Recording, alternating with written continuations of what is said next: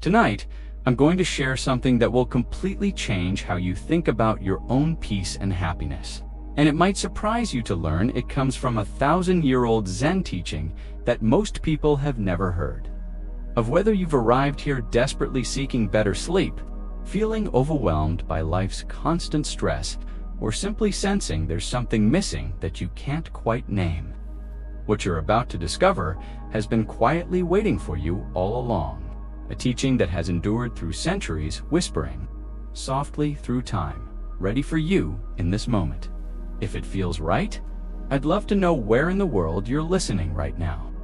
Are you lying in bed at 2 a.m., your mind racing with tomorrow's worries? Maybe you're curled up on your couch after another exhausting day, feeling like you're running on empty. There's something powerful about knowing we're all connected in this moment, people from different countries and time zones, all seeking the same thing. That deep, lasting peace that seems to slip away just when we need it most. Go ahead, get completely comfortable. Adjust those pillows. Pull up that soft blanket, dim the lights. Let your body begin to release some of the tension it carries, because what happens next works best. When your body can truly relax, let's begin with a quiet truth. Here's what most people don't realize about stress, anxiety, and that constant feeling of searching for something more. You've probably tried meditation apps, self-help books, journaling prompts, breath work, maybe even therapy. And while they might help temporarily, that underlying restlessness, the hum beneath the silence, keeps coming back. Why? Because modern solutions often only skim the surface. They treat symptoms, not the source. Tonight, you're going to understand why. And more importantly, you're going to discover the ancient map that shows exactly how to find your way home to lasting peace. This isn't a motivational talk, and it's not a sleep hack. This is a transmission.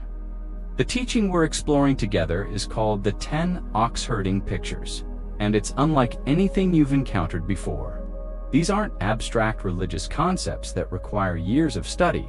They're actually a precise psychological and spiritual map of the human journey, from confusion to clarity, from the heavy fog of stress to a luminous state of deep peace.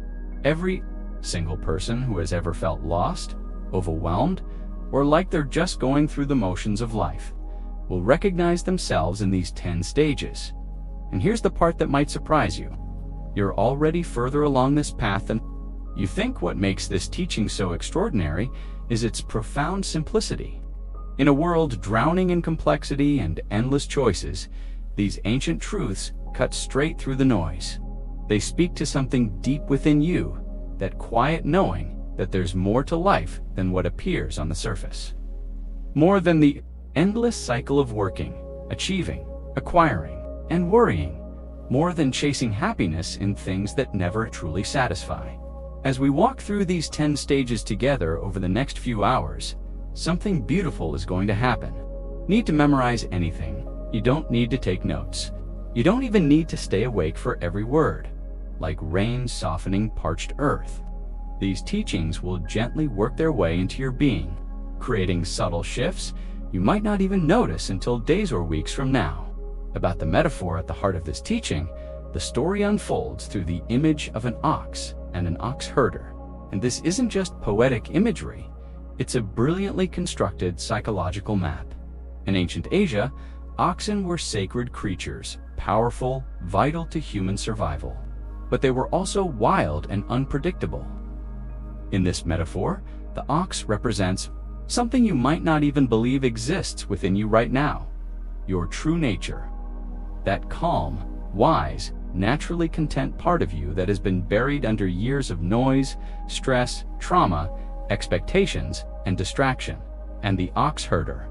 That's your everyday mind. The part of you that's been working so incredibly hard to manage life, to avoid failure, to find joy, to fix problems, to gain approval, to outrun regret. It's been doing its best, but it's exhausted. Tonight, we're giving it a break. We're giving you a break. Here's what's going to unfold tonight, and why it matters more than you can imagine. You'll discover why the feeling of something's missing never goes away. No matter what you achieve, you'll witness the exact moment when everything begins to shift from struggle to flow. You'll uncover why the peace you're seeking isn't something you need to build, buy, or borrow. It's something you need to stop covering up. The Buddha once said, "What you seek is seeking you." This isn't poetic mysticism. It's a pointing and invitation to rediscover what's already here. Right beneath your feet, our journey doesn't begin in a monastery. It begins right here, right where you are, in your real, imperfect, beautiful life. Let's begin with stage 1. The search begins. In this first stage, the ox is lost. The person feels a deep yearning, but they don't know for what. They look around and see others seemingly doing well, careers, relationships, happiness, but inside, there's a subtle ache. Can you relate to that? It might show up as insomnia, a vague dissatisfaction. The sense that no matter what you do, it's never quite enough. You're not alone. Every spiritual journey begins with this unease. Stage 2, seeing the footprints. Something catches your attention, a quote, a book, a conversation, a video like this one, and suddenly you feel it a spark of hope. Maybe, just maybe, there's another way to live. You begin to sense that peace isn't just for monks or yogis. It might be possible. For you, stage 3, first glimpse of the ox. You experience a moment of clarity. A quiet morning where everything feels still. A sudden joy that rises for no reason. You begin to glimpse your true nature. The ox is real, but it's still wild. Stage 4, catching the ox. You begin to practice, maybe mindfulness, stillness, saying no to things that drain you. You begin to understand how reactive the mind has become. You catch the ox, but it pulls hard. This is the struggle stage. Many give up here. Stage 5, taming the ox. Now things begin to settle. The ox is no longer running wild. Your mind becomes more stable. You're less reactive. You notice joy in simple things. You sleep deeper. You breathe easier. Stage 6, riding the ox home. Peace begins to feel normal. You don't chase, it finds you. Life is still imperfect, but you meet it with grace. You've befriended your inner world. Stage 7, the ox disappears. This one's hard to describe. There's a dissolving, the seeker and the sought merge. There's no struggle, no striving, just a deep resting in what is. Stage 8, the self disappears. Even the idea of being someone seeking peace falls away. You no longer live for peace. You are peace. Stage 9, returning to the world. You come back to work, to family, to ordinary life. But you carry a new frequency.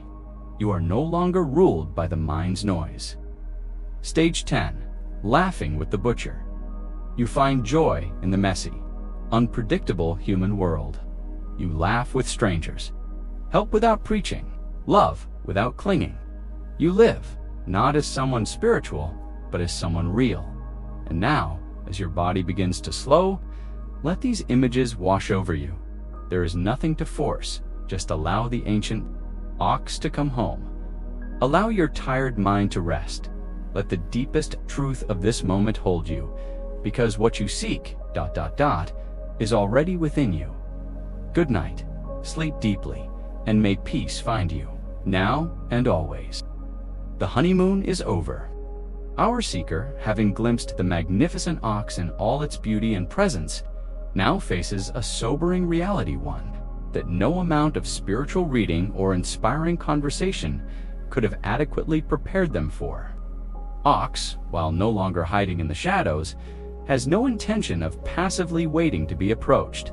The moment the seeker reaches out, it moves graceful and powerful, not out of fear, but with a wild, unbound energy that communicates one thing. If you want to integrate this, if you truly want to live in this presence, you must earn it. What follows is an intense internal struggle echoed in the ancient Zen poetry as a battle of wills.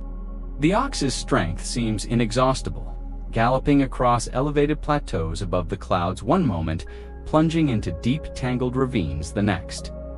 The seeker follows breathless, bewildered, sometimes hopeful, often despairing. This isn't the confusion of not seeing the ox at all.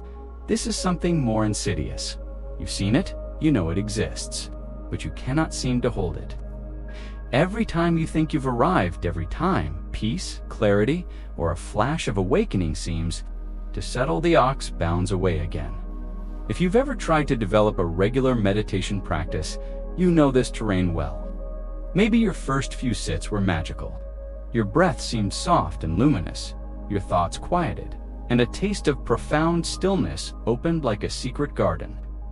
But then you returned the next day and, instead of peace, you encountered a hurricane of mental noise, restlessness, physical discomfort.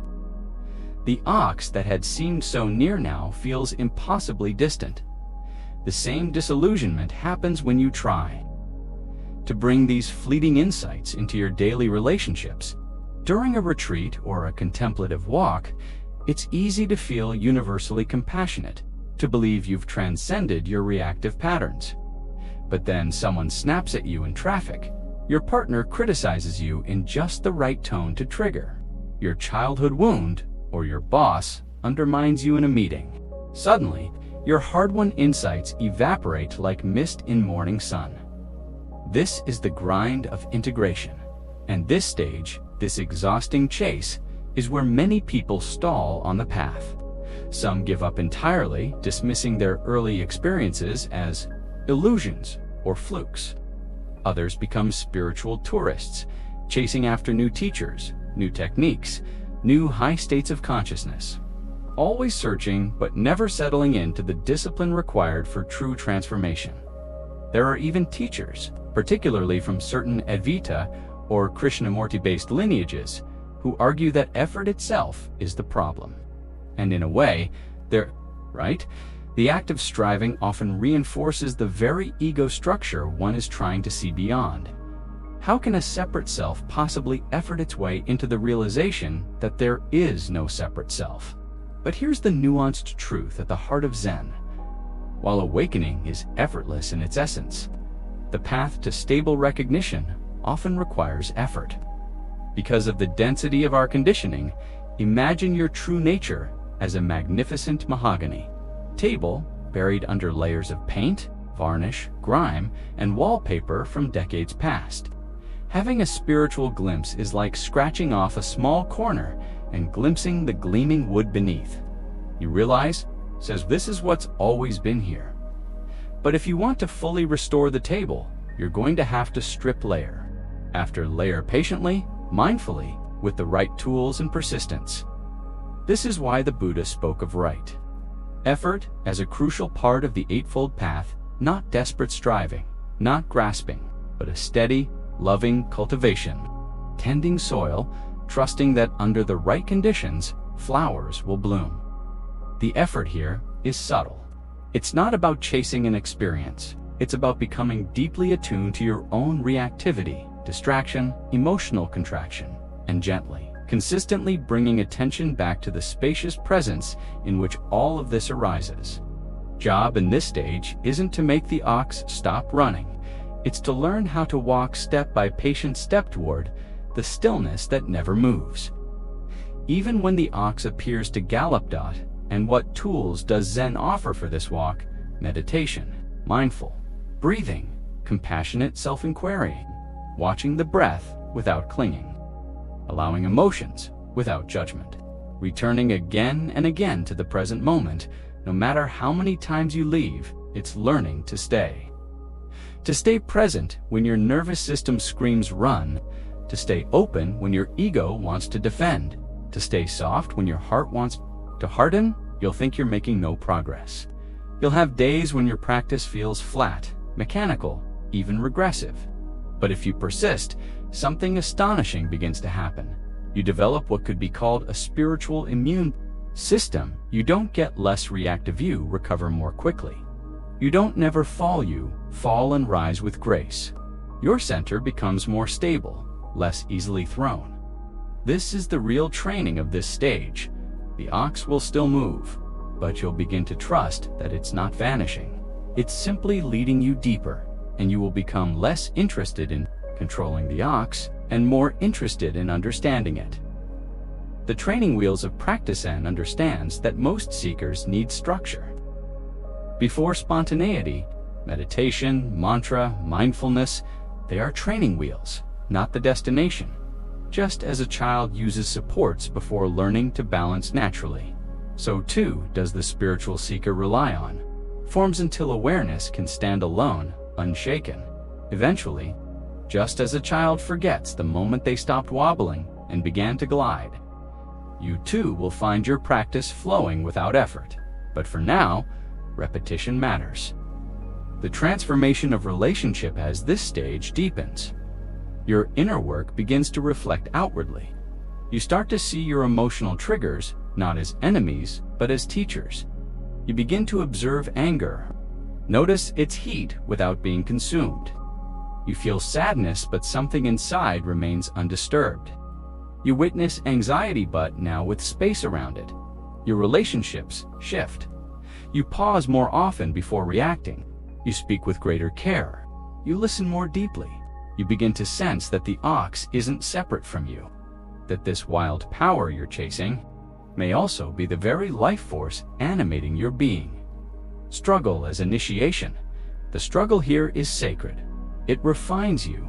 It humbles the ego's ambition and teaches reverence. It burns away arrogance and replaces it with curiosity, a problem to solve. It's an invitation to transform from force to partnership. The seeker, no longer charging after the ox with desperation, begins to move with patience, one foot after the other, breath by breath. Choosing again and again, return to presence, and something shifts. The ox, once wild and untouchable, pauses on a ridge. It watches, it waits, it does not flee, and in that stillness, the seeker sees clearly. Force will not tame this creature, but respect might, gentleness might, consistency might. The next stage will not be about chase, it will be about relationship.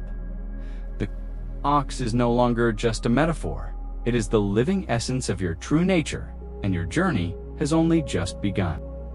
Stage 5. Taming the ox. Something beautiful begins to emerge as the chase gradually transforms into partnership. Our seeker, no longer exhausted from constant pursuit, finds themselves walking alongside the ox instead of always running behind it.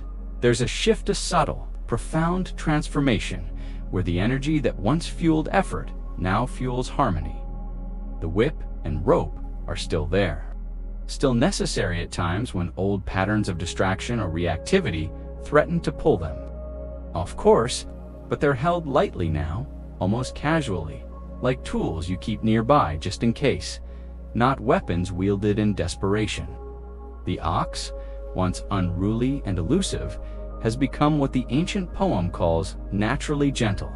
And for the first time in this entire journey, the seeker can turn their back without constantly worrying that their practice will disappear the moment their vigilance softens. If you've been meditating for a while or working with any kind of spiritual practice consistently, you might recognize this shift. There was probably a time when sitting still for even 10 minutes felt like wrestling with a wild animal.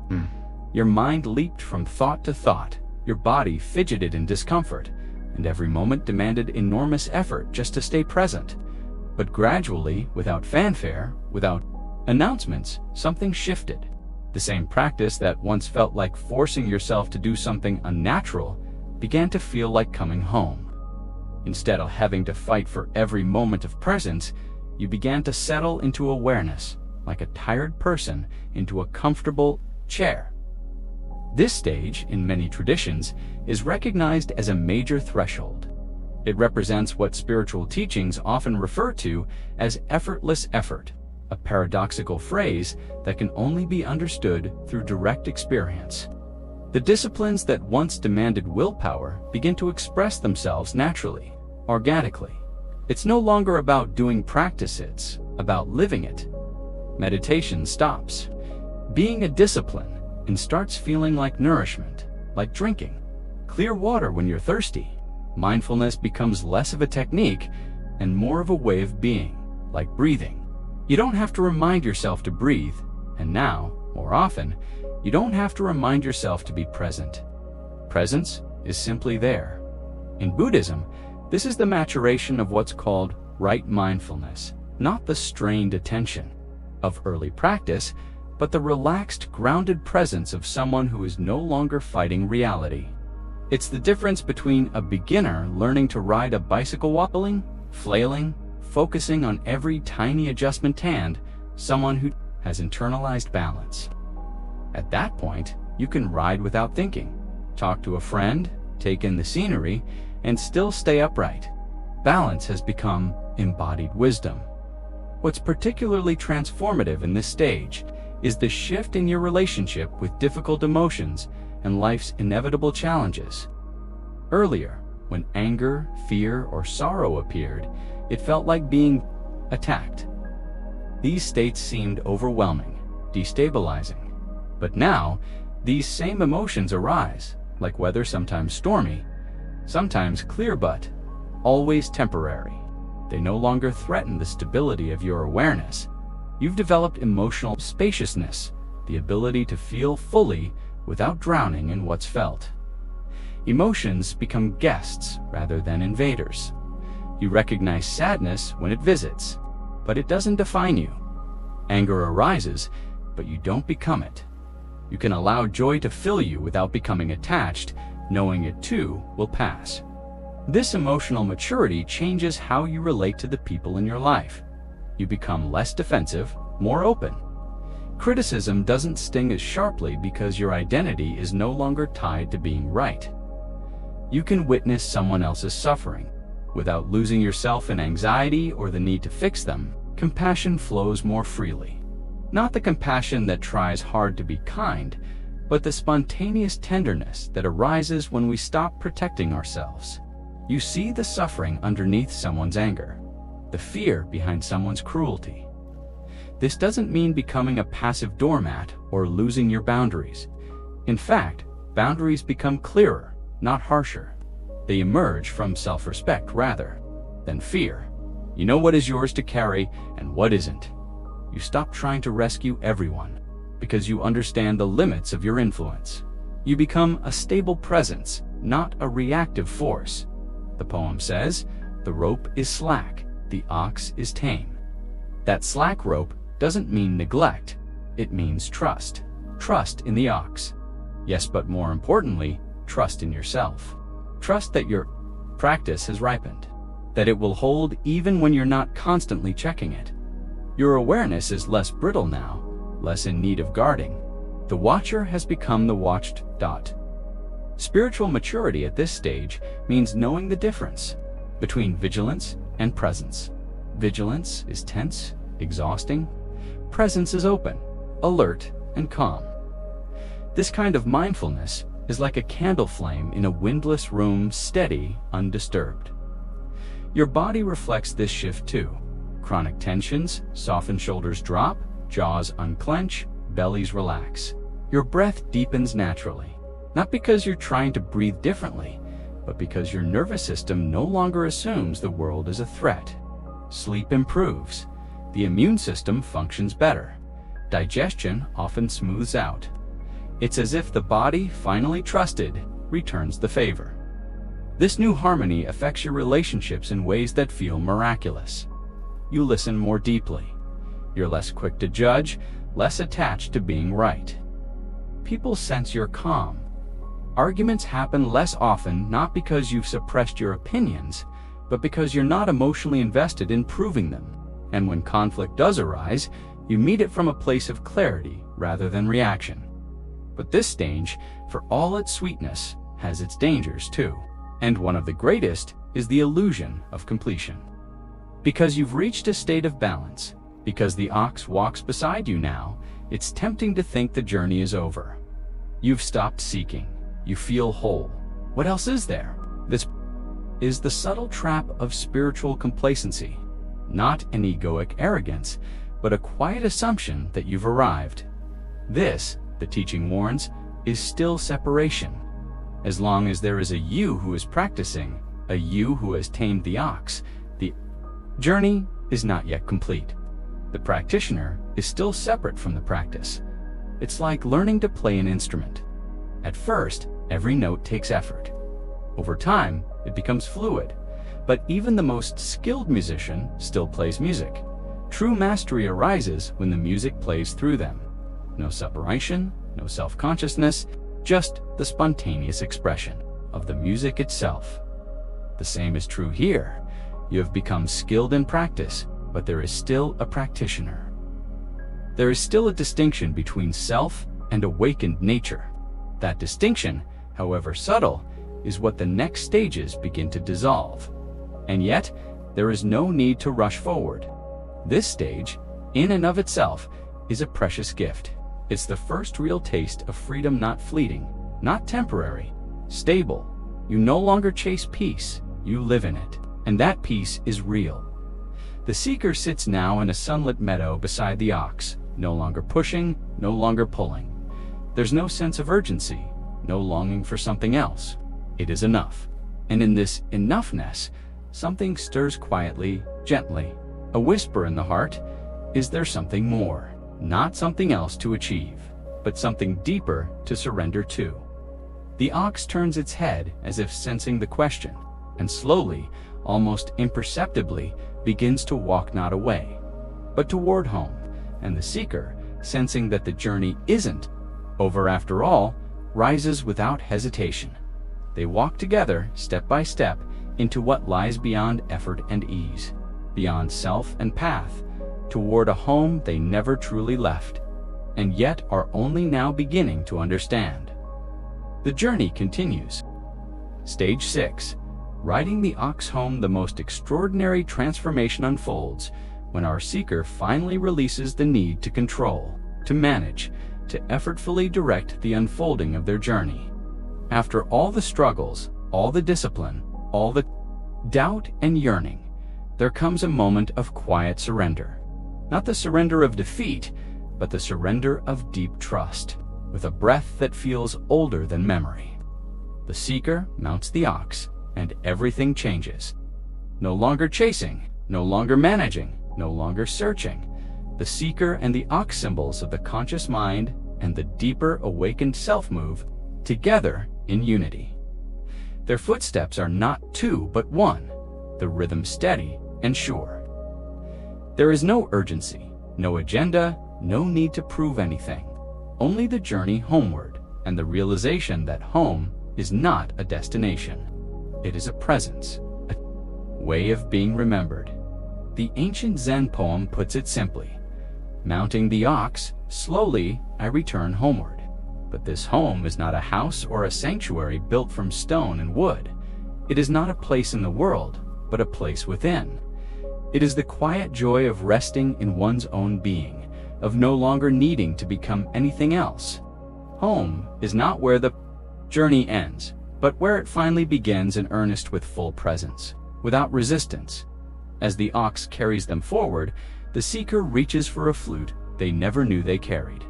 And from this simple instrument, a melody emerges, one that has not been rehearsed or composed. It flows effortlessly, like breath, like wind through grass, like water down a mountain stream. This is the song of a life in alignment, not just with truth, but as truth. And something astonishing happens. Everyone who hears this music is stirred, not by its complexity, but by its resonance. It reminds them of something forgotten, something they've always known, but buried beneath the noise of becoming. If you've ever been what athletes describe as in the zone, you've tasted the essence of this stage. That mysterious moment where all the years of training vanish and you simply become the act itself. The archer becomes the arrow, the artist becomes the brushstroke, the singer becomes the song.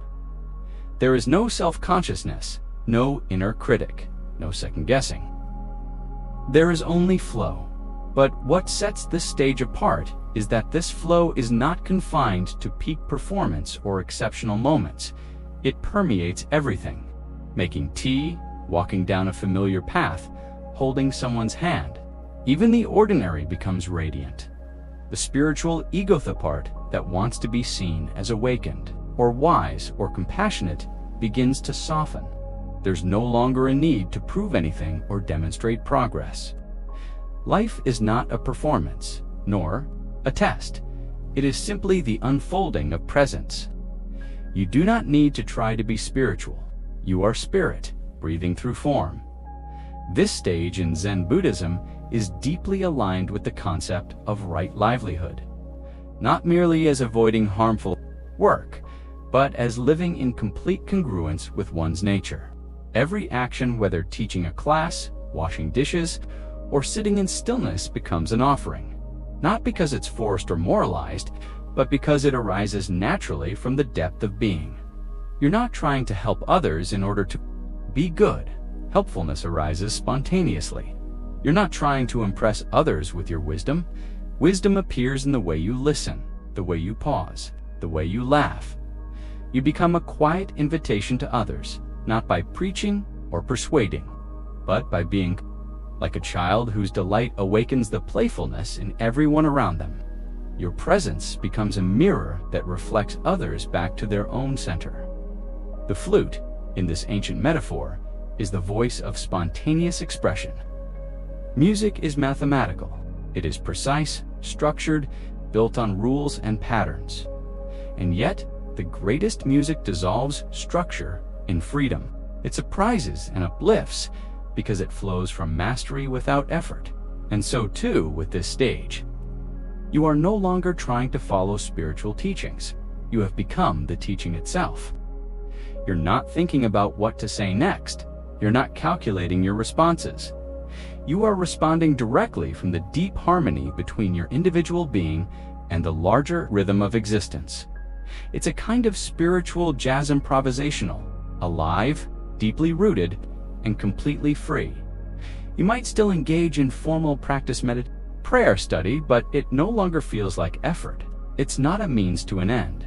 It's like breathing or stretching, like a bird singing at dawn, not to accomplish anything, but because that's what dawn invites.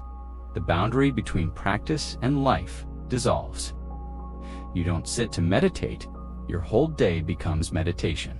Washing your hands, feeding your child, looking into a stranger's eyes, all of it becomes a way of remembering and expressing truth. This gives rise to what some call livelihood as practice. Whether you're a software engineer, a janitor, a parent, or an artist, or work becomes sacred. You're not escaping the world to be spiritual. You're bringing spirit into the world. Relationships change too. Without the constant need to defend or project a certain identity, there's more space for others, more listening, less fixing, more presence, less pressure. You become a grounding force, someone who can hold space for others, not because you have all the answers, but because you're not afraid of the questions.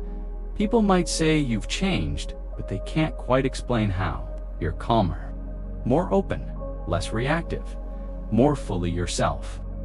The very atmosphere around you becomes a bit more spacious, more accepting. You're the person people seek out, not because you offer solutions, but because your presence reminds them of something essential they forgot about themselves. Creativity flourishes, not because you try to be creative, but because the obstructions to creativity are gone. Every act becomes artful, not necessarily in the artistic sense, but in the sense of being true, unique, and alive. You cook a meal, and it becomes a celebration. You speak a sentence, and it carries depth. You look out a window, and the world looks back, changed by your seeing. But even here, the teaching whispers do not stop. There is a subtle separation that still lingers. The seeker rides the ox. There is still a rider and a ridden, a doer and a done. Even in the deepest unity experienced so far, there remains an echo of duality, a sense that I am one who has awakened. This is not a failure, it's a triumph. The peace found here is real. The wisdom embodied is real. The life lived from this place is beautiful and deeply beneficial, but the path leads on. There is something beyond even this subtle spiritual identity, beyond even the joy of mastery and the peace of presence. A freedom that is so total It does not depend even on the relationship with the awakened self. And yet, for now, the seeker plays their flute beneath the evening sky. The music floats out into the world like incense rising in the darkness. The ox walks with sure-footed grace, and for the first time, perhaps ever, there is no need to ask where they are going. They are already home, and the music they play, the music of being, of truth, of spontaneous life, continues to call others, stirring something ancient, something sacred, something that has been waiting quietly in every heart.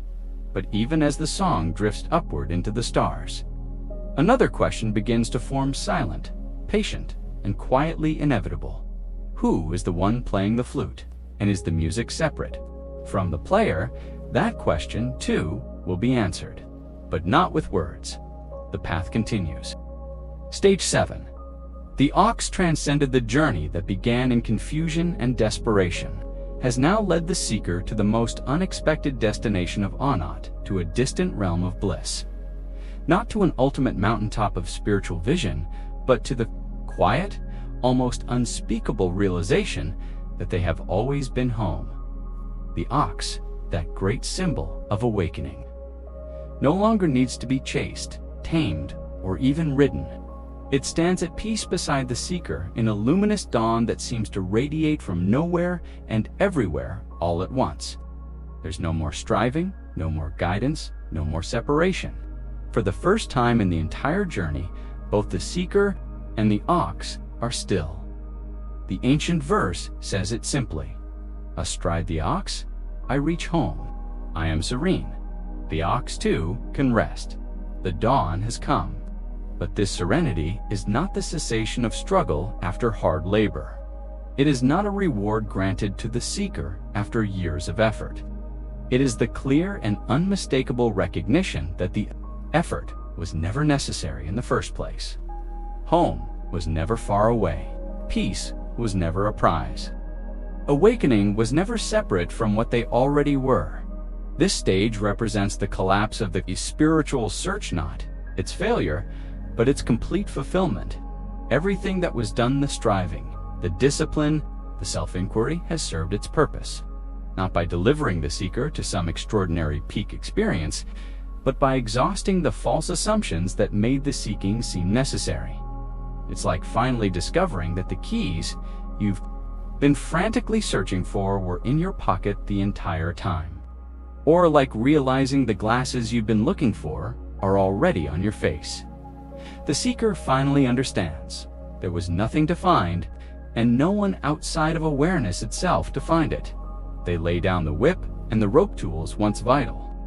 In taming and directing the ox, these symbols of discipline and control, so crucial in earlier stages, now fall gently to the grass. Not with resistance or regret, but with gratitude. Their job is done. Even the most refined practices begin to feel like unnecessary adornments.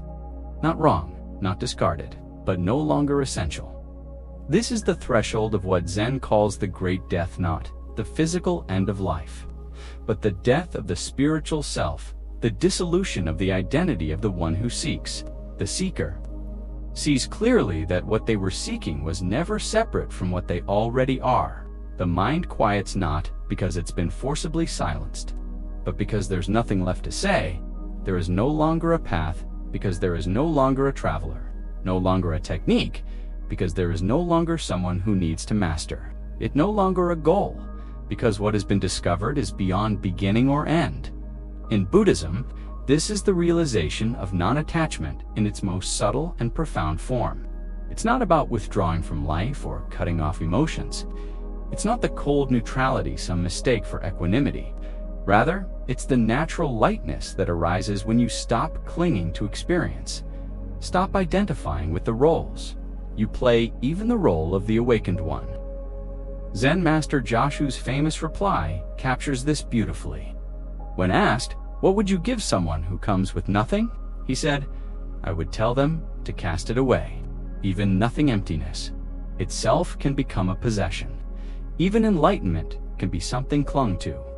True freedom arises only when we release even our freedom. This may sound like a philosophical abstraction, but it touches something deeply experiential. Consider those rare moments when you weren't trying to be spiritual, wise, peaceful, or loving, but simply were. You weren't seeking presence, you were presence. You weren't performing mindfulness, you were mindfully alive. Maybe you were gazing at the stars, laughing with a friend, chopping vegetables, holding a child. No self-consciousness, no striving, just life happening. Perfectly. That is this stage.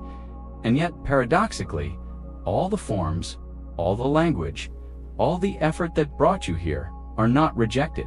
They're transfigured.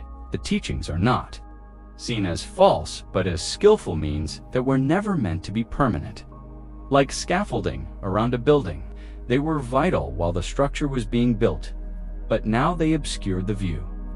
The spiritual dualities, form and emptiness, seeker and sought, worldly and sacred, are all revealed to be useful illusions. They helped orient the mind, train the attention, shape the heart, but they were maps, not the territory. As the poet Basho wrote, "Do not seek to follow in the footsteps of the wise, seek what they sought." In this stage, awareness shines. Without obstruction, the boundaries between inner and outer fade. Self and other blur. Life becomes seamless. Listening happens, but there's no one doing the listening. Action arises, but without a doer.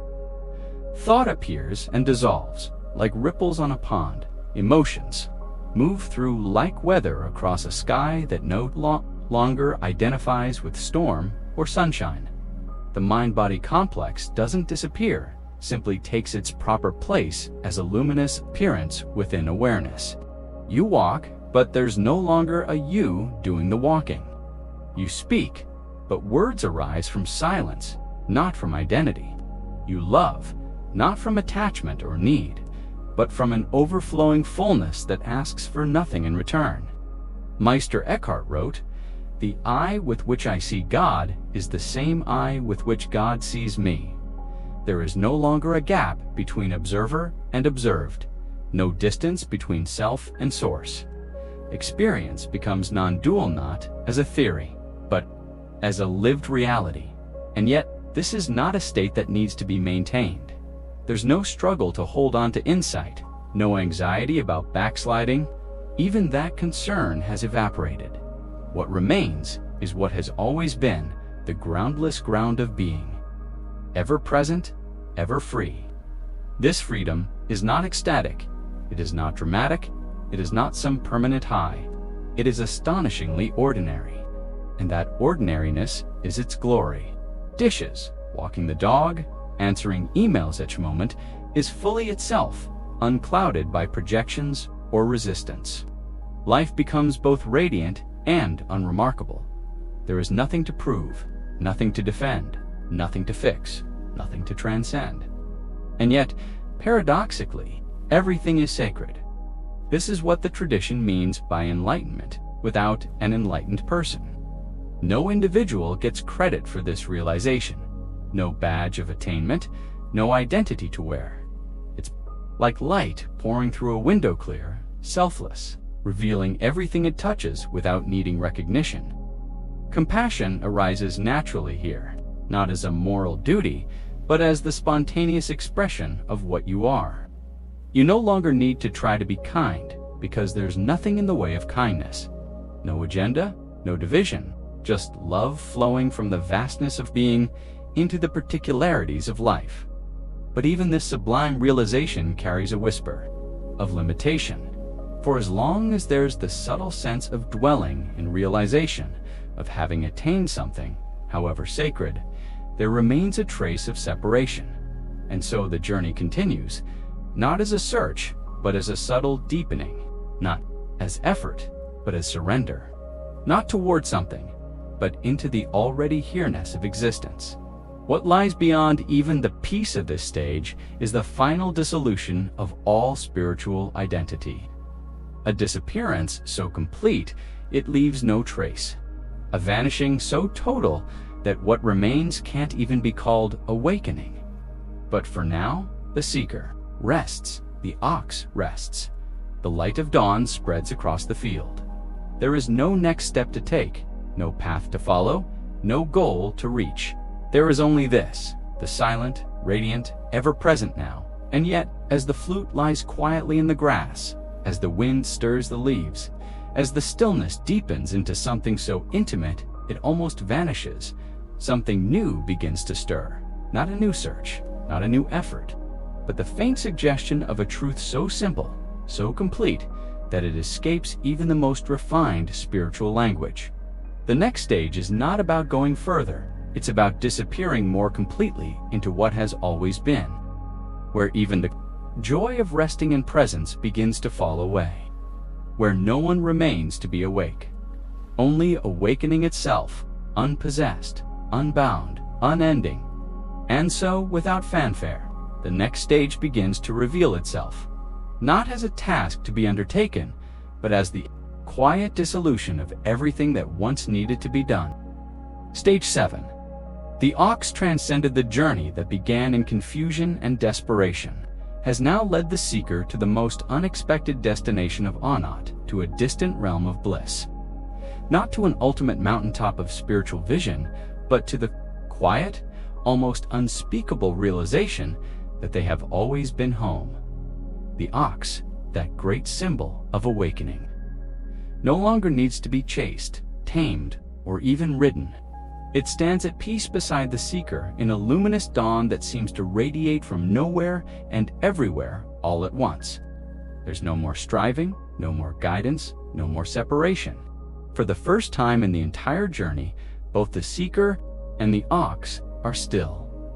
The ancient verse says it simply, "Astride the ox, I reach home. I am serene." The ox too can rest. The dawn has come. But this serenity is not the cessation of struggle after hard labor. It is not a reward granted to the seeker after years of effort. It is the clear and unmistakable recognition that the effort was never necessary in the first place. Home was never far away. Peace was never a prize. Awakening was never separate from what they already were. This stage represents the collapse of the spiritual search, not its failure, but its complete fulfillment. Everything that was done, the striving, the discipline, the self-inquiry, has served its purpose, not by delivering the seeker to some extraordinary peak experience, but by exhausting the false assumptions that made the seeking seem necessary. It's like finally discovering that the keys you've been frantically searching for were in your pocket the entire time. Or like realizing the glasses you've been looking for are already on your face. The seeker finally understands. There was nothing to find, and no one outside of awareness itself to find it. They lay down the whip and the rope tools once vital. In taming and directing the ox, these symbols of discipline and control, so crucial in earlier stages, now fall gently to the grass. Not with resistance or regret, but with gratitude. Their job is done. Even the most refined practices begin to feel like unnecessary adornments. Not wrong, not discarded, but no longer essential. This is the threshold of what Zen calls the great death, not the physical end of life, but the death of the spiritual self, the dissolution of the identity of the one who seeks. The seeker sees clearly that what they were seeking was never separate from what they already are. The mind quiets not because it's been forcibly silenced, but because there's nothing left to say. There is no longer a path because there is no longer a traveler, no longer a technique because there is no longer someone who needs to master it, no longer a goal because what has been discovered is beyond beginning or end. In Buddhism, this is the realization of non-attachment in its most subtle and profound form. It's not about withdrawing from life or cutting off emotions. It's not the cold neutrality some mistake for equanimity. Rather, it's the natural lightness that arises when you stop clinging to experience.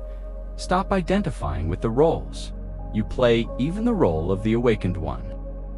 Zen master Joshu's famous reply captures this beautifully. When asked, "What would you give someone who comes with nothing?" he said, "I would tell them to cast it away." even nothing emptiness itself can become a possession. Even enlightenment can be something clung to. True freedom arises only when we release even our freedom. This may sound like a philosophical abstraction, but it touches something deeply experiential. Consider those rare moments when you weren't trying to be spiritual, wise, peaceful, or loving, but simply were. You weren't seeking presence, you were presence. You weren't performing mindfulness, you were mindfully alive.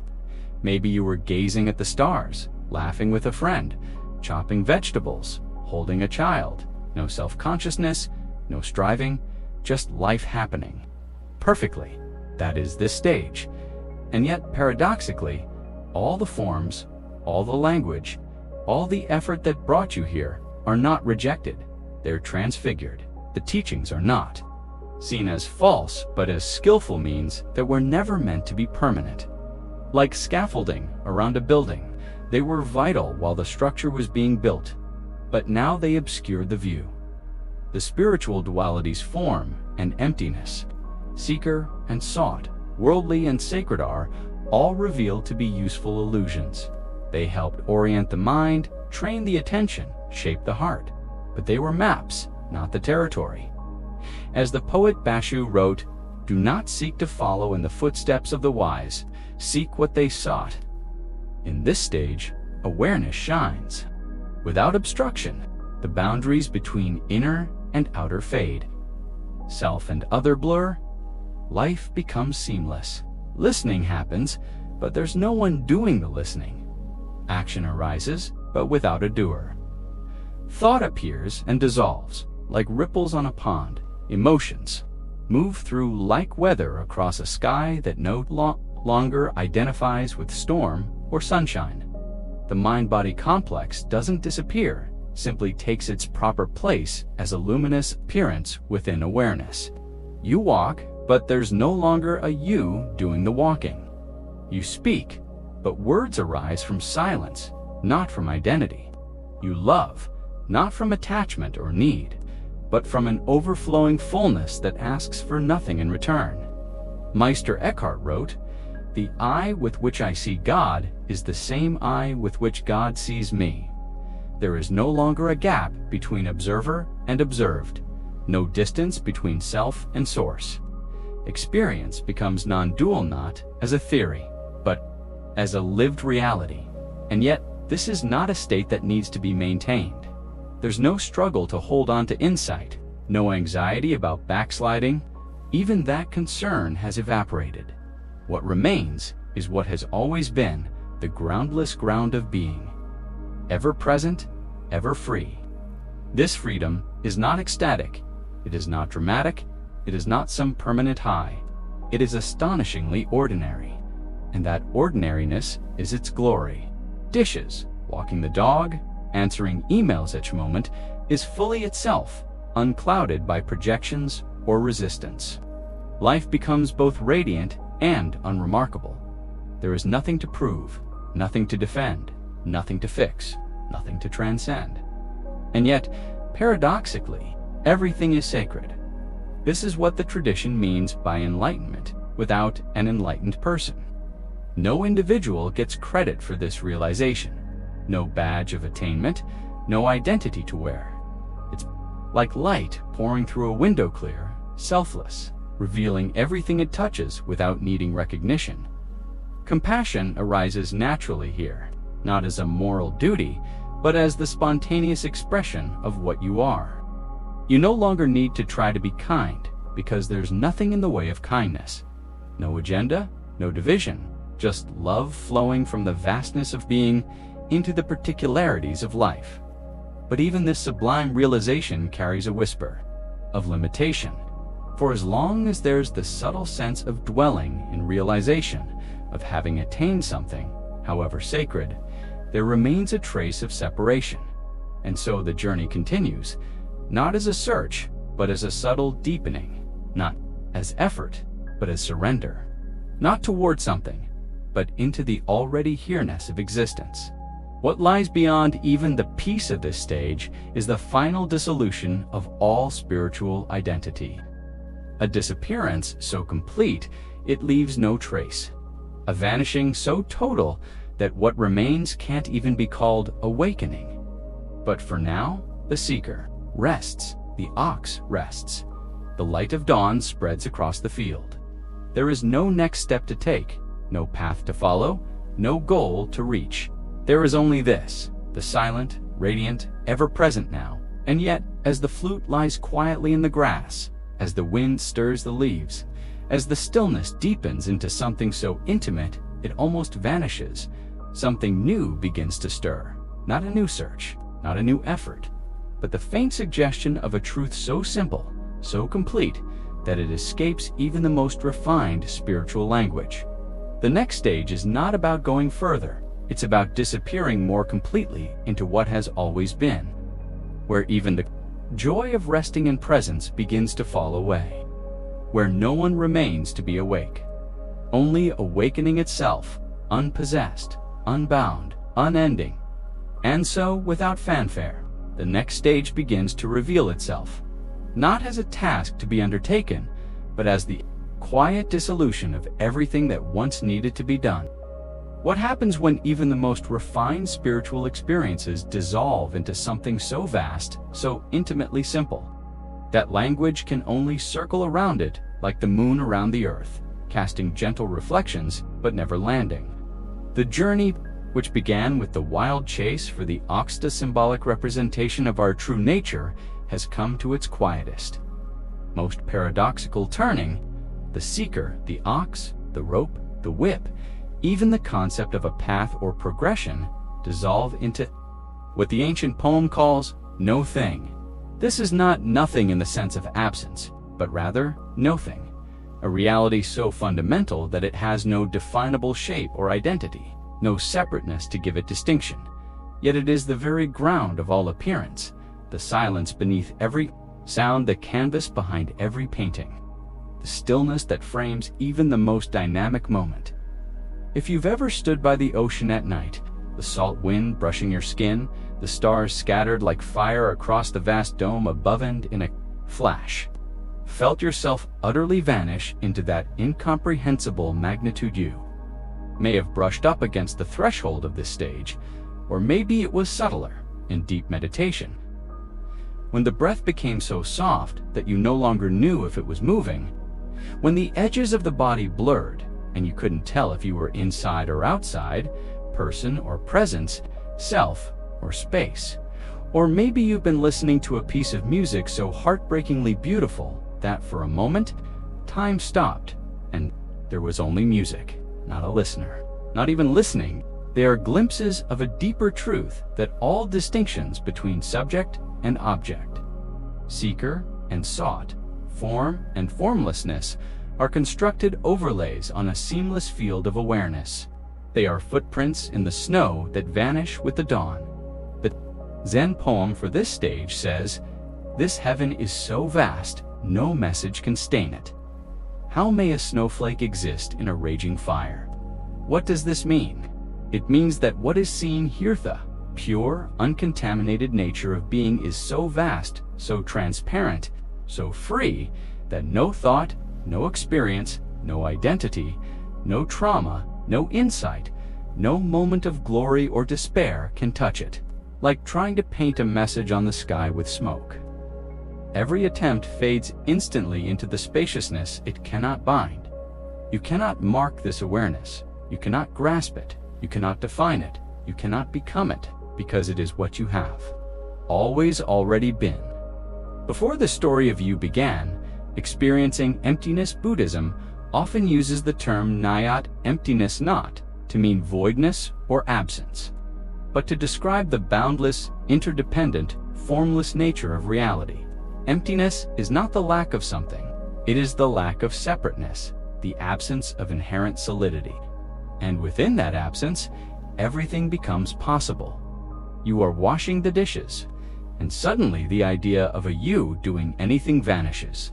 There is just warm water, the glint of light on a plate, the smooth rhythm of motion and awareness. Not watching, but being the entire experience. You're walking on a quiet trail, and without warning, the boundary between the walker and the path dissolves. There is no path, no direction. No destination, only the fluid emergence of steps within a vast intimacy. The snowflake of personal identity, so intricate and fragile, meets the fire of pure awareness and disappears, not in destruction, but in revelation. What remains? Only what has always been present. This, just this. Before you had a name, this is the sacred simplicity before thought. Before you learned to say, I am this, or I want that. Before you divided experience into good and bad, spiritual and mundane, self and other. It is what was looking through your eyes before you knew what eyes were. What witnessed the birth of your first memory? What was still present during your greatest heartbreak and most joyous triumph? What remains when the story of your life falls silent? The ancient Zen masters spoke of this as the face you had before your parents were born. You cannot find it because it is not lost. You cannot name it because it is what gives rise to names. You cannot hold on to it because there is no you outside of it to do the holding. Yet it is never absent. It is here right now as the screen upon which these words appear, as the awareness reading them, as the mystery that both writes and understands. The danger of clinging to emptiness. Nagarna, the brilliant Buddhist philosopher, once warned, those who cling to existence are naive, but those who cling to emptiness are incurable. What does he mean? He means that realizing emptiness, this profound dissolving of all self and substance can itself become a trap. It can be subtly appropriated by the very ego that was supposedly transcended. I am nothing. I am the void, absolute. This becomes the spiritual ego, and it is often harder to see through than the conventional one. Because it wears the robes of wisdom, it hides behind insight. But it is still rooted in separation, even more dangerously. Emptiness can be used to justify disengagement from life. There's no one here to love or be hurt. All is illusion, so nothing matters. Why engage in compassion or activism? It's all dream stuff. This spiritual bypassing leads not to liberation, but to dissociation. Beyond emptiness, this is why the Zen tradition, particularly the 10 Oxerding pictures, does not stop here. Earlier versions of the Oxerding path did, but Zen master who refined and expanded the tradition saw the importance of going further. Why? Because true awakening is not about escaping from form into formlessness. It's about seeing that form and formlessness are not to the world you thought you had. To transcend turns out to be the very expression of what you are. The ordinary becomes sacred. The sacred becomes ordinary. The absolute and the relative are seen not as opposites, but as two hands of the same being. This is where the seed of stage 9 is planted. But we are not there yet. Here, in stage 8, the ultimate quietude is known. The fire that devours the snowflake of identity also gives rise to new worlds. The silence is not dead space, is living emptiness, the wellspring of creativity, love, compassion, and humor, practical implications. You take nothing else from this stage. Let it be this. You do not have to become awareness. You already are. When fear arises, it arises within awareness. When joy bursts forth, it bursts within the same field. When confusion clouds your mind, even the confusion is lit from within by the awareness that does not judge. Awareness doesn't get better when you meditate. It doesn't disappear when you're angry. It doesn't become enlightened when you read spiritual books. It is simply present always. The practice, if there is one, becomes radically simple. Stop mistaking the contents of experience for who you are. Notice the knowing. Notice what is always present, whether thoughts are peaceful or chaotic, whether emotions are gentle or overwhelming, and see if you can rest there not by effort, but by release, not through control, but through surrender. The end, that is a beginning that, this point in the journey, the seeker vanishes, the ox is forgotten, the whip and rope lie rusting in a field of tall grass that no longer has a name. No one walks the path, for the path is no different than the one who walks it. There is no inside or outside, no self or other, no enlightenment, and no illusion, just this, endlessly unfolding, and from the very heart of this absolute simplicity, something astonishing begins to stir. Not a return to seeking, not a reconstitution of ego, but a flowering, a movement, a step into the world not as a seeker, not even as an awakened one, but as a simple, luminous expression of what has always been true. Just as waves return to the ocean from which they've never departed, the ordinary world reappears not as a distraction from truth, but as its most intimate articulation. And so, we close this stage not with a conclusion, but with a quiet transition. In the absence of self, in the absence of ox, in the absence of anything to grasp, the world arises. A new light falls through leaves. Children laugh in the distance. A kettle boils. Everything is just as it is, and that is more than enough. After the vast dissolution of stage 8, something unexpected and wonderful begins to stir. The journey doesn't end in formless emptiness suspended forever in the boundless void beyond all experience. Rather, it turns softly, like a wave folding, back toward the shore, like the first hint of dawn brushing across the familiar hills. There is no great event, no cosmic explosion of rebirth. And yet something extraordinary unfolds. The world gently reappears. It does not return as it was, for everything is now seen anew. Everything has changed, even though nothing has. The ancient Zen poem captures this paradox with elegant regret. Too many steps have been taken, returning to the root and the source. Better to have been blind and deaf from the beginning. These words may strike the ear as mournful, but they are not a complaint. They are the quiet laughter of one who has searched everywhere, only to find that the treasure was never lost.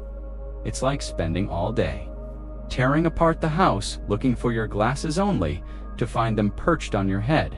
You laugh not, because the search was useless, but because you finally see the irony of looking elsewhere for what was always already here. The same laughter echoes through the heart of the awakened one. They have returned to the world, but this is not a coming back from emptiness. It is a coming forward from it. Now, with the eyes of clarity, the world is seen not as illusion, not as distraction, but as the very expression of truth. The river still flows by, the flowers still bloom in red, the birds still sing, the wind still dances through the tall grasses as it did in the first moments of the journey. But now, these simple phenomena are recognized as the source itself. Nothing is ordinary anymore, because the ordinary has been revealed as the extraordinary. If you've ever returned to a childhood home after many years, you may know the feeling. The house looks smaller, the trees shorter, the roads narrower, but the meaning woven through those places is deeper, richer. In the same way, the seeker finds themselves walking through the same world they once knew, but now every step, every breath, every sensation shimmers with the infinite. This stage of the journey is where one realizes the deepest truth of the Heart Sutra: form is emptiness. Emptiness is form. In stage 8, you saw the formless nature of all things, the vast unborn awareness in which all experience arises. But now, you understand something subtler and more astonishing, that this awareness does not exist behind the world, beyond the world, or apart from the world. It is the world. The river is awareness. The red flower is the source. The illusion was never the world itself, but the idea that the sacred and the mundane were separate. That illusion has fallen away. There is no more boundary between the spiritual and the secular, between the holy and the ordinary. Everything is sacred. Everything is it. This recognition is not grandiose. In fact, it can feel strangely underwhelming at first. After all, the dramatic highs and lows of the spiritual journey, the tears, the ecstasies, the glimpses of transcendence returning to dishes, laundry, traffic, and daily routines might seem anticlimactic.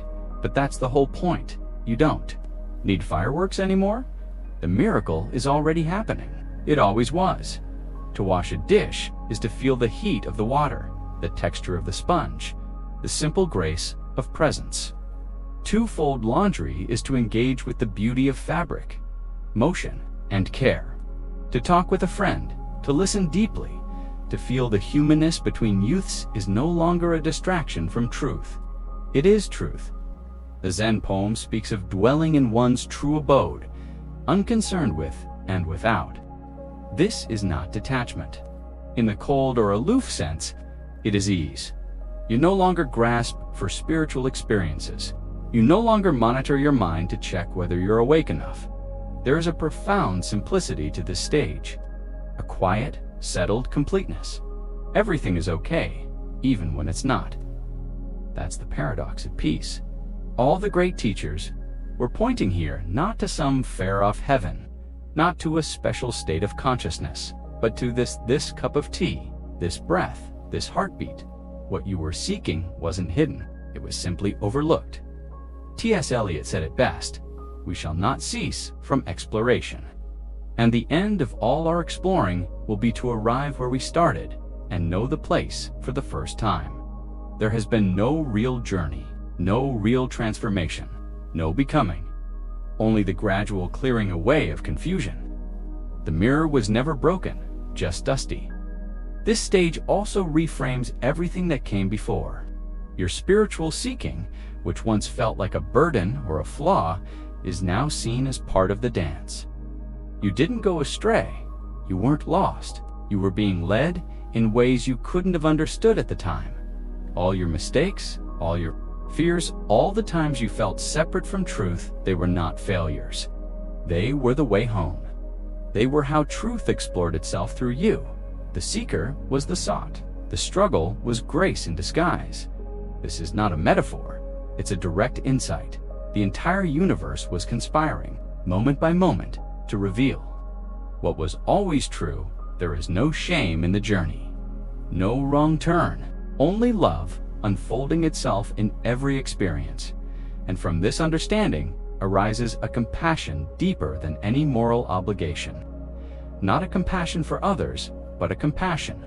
As others, you see their suffering not as failure, but as forgetfulness.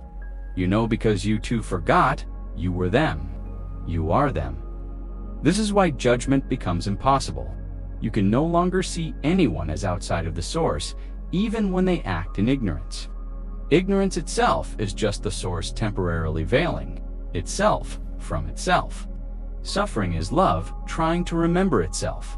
Even hatred is a confused form of yearning. There is no outside to this realization. Nothing is excluded. The criminal and the saint are both expressions of the same source. One remembers, one forgets. That's all. This clarity often brings a childlike wonder, not naive, but fresh. You stop to watch leaves shimmer in the wind, not for insight, not for inspiration, but simply because it's beautiful. You watch. Raindrops race down the window.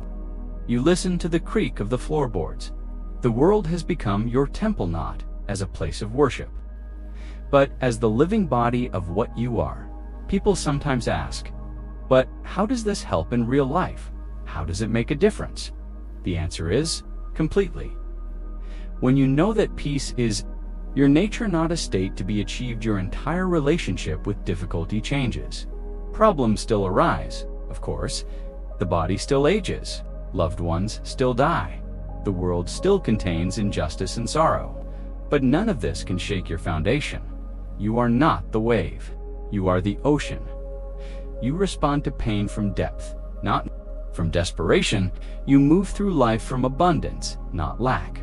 You act not to become whole, but because you already are. The path has dissolved into life itself. Practice is no longer something you do, it's something you are.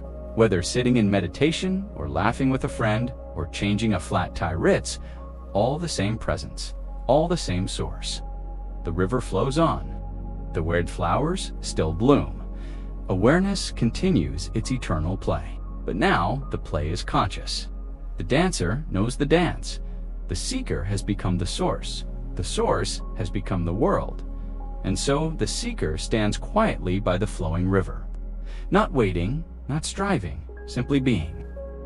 The entire journey collapses into this moment. No final achievement, no final arrival. Just the recognition that there was never anything but this gentle sound of water, this brilliant bloom of color, this simple, silent awareness being itself. The game is over. And yet, a new game begins, not of seeking, but of celebrating. The source was never elsewhere. It was never tomorrow. It was never anyone but you. Welcome home. The final movement of our story might be the most surprising of all. After touching the very source of existence, after recognizing the ultimate nature of reality, after transcending every form of seeking and striving, where does our journey lead? Not to some mountaintop monastery or hidden cave where enlightenment can be preserved in perfect isolation. Instead, it leads right back into the heart of ordinary human life, but with a quality of presence that transforms everything it touches. This transformation is not about adding something extraordinary to ordinary life, but about revealing the extraordinary within the ordinary. The ancient Zen poem paints this beautifully. Barefooted and naked of breast, I mingle with the people of the world. My clothes are ragged and dust-laden, and I am ever blissful. This isn't the image of spiritual accomplishment that most people expect. There are no special robes or sacred symbols, no aura of otherworldly wisdom, no separation from the messy, complicated, wonderfully human world that most of us inhabit. Instead, there is someone who looks completely ordinary on the outside, but carries within them a quality of joy and peace that seems to awaken the same possibilities in everyone they encounter. If you've ever met someone like this, someone who seemed to have no agenda, no need to impress, no anxiety about how they appeared to others, but whose very presence made you feel more relaxed and authentic, you've encountered this final stage of awakening in action.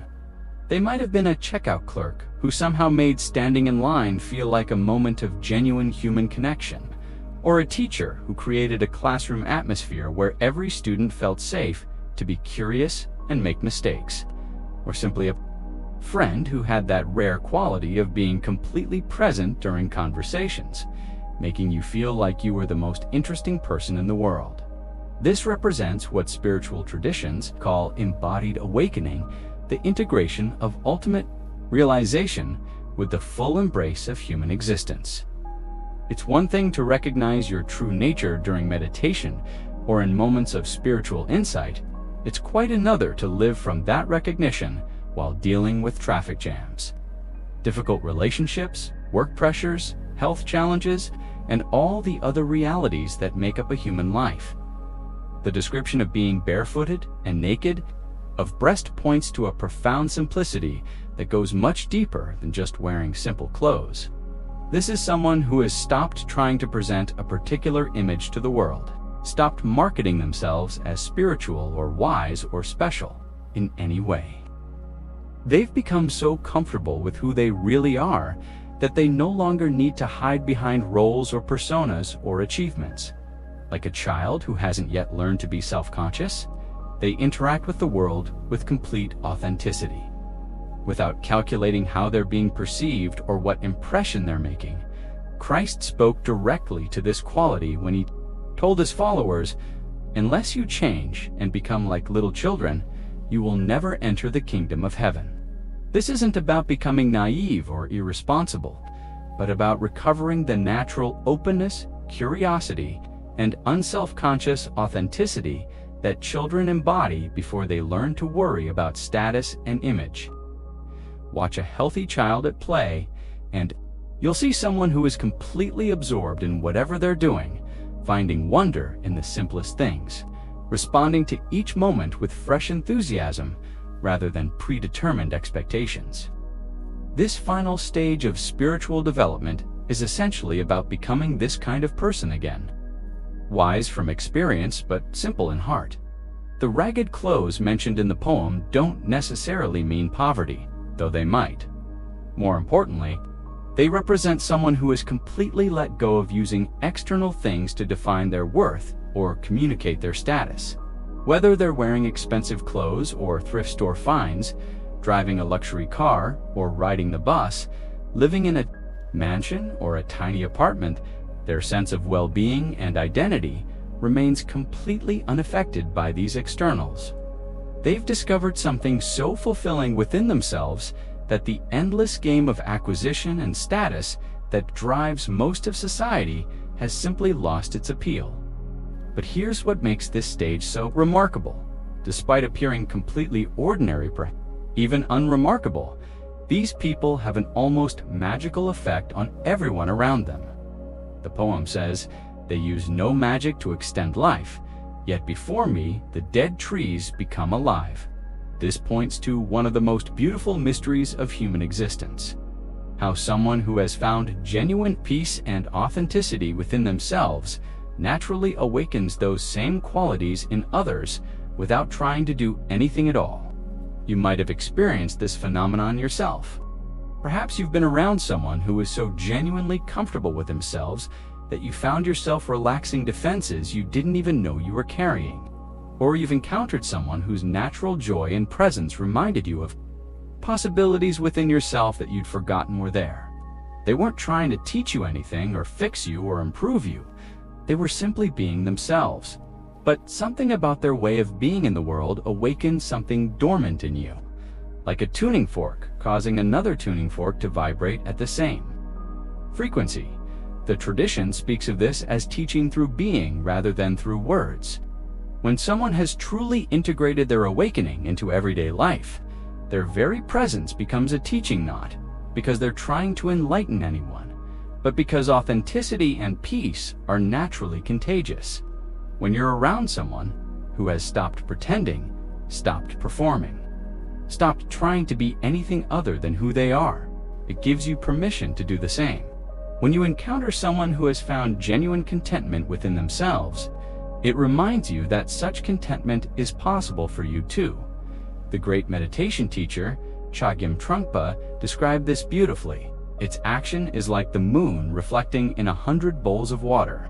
The moon has no desire to reflect, but that is its nature. When someone has fully awakened to their true nature, they naturally reflect that awakening into every interaction, every relationship, every situation they encounter. Not because they're trying to be helpful or spiritual, but because clarity and compassion have become their natural way of being in the world. Like the moon that shines equally on palace and garbage dump, saints and criminals. They offer the same quality of presence to everyone they meet. This doesn't mean they become passive or ineffective in addressing the world's problems. In fact, the opposite often happens, because they're no longer motivated by ego needs or unconscious reactivity. They become much more skillful at responding to whatever situations arise.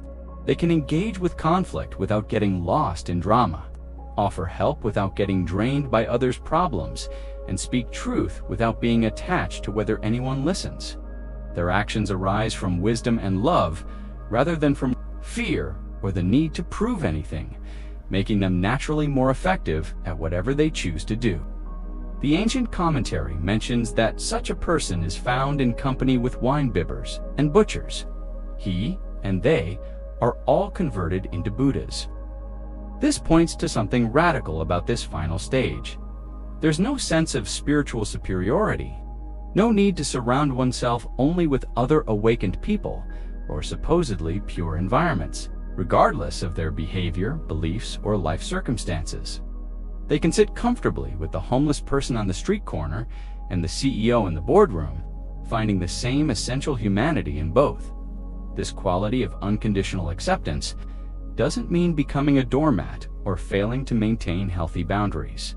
It means recognizing that every person's behavior arises from their current level of understanding and their particular circumstances, that judgment rarely helps anyone grow or change.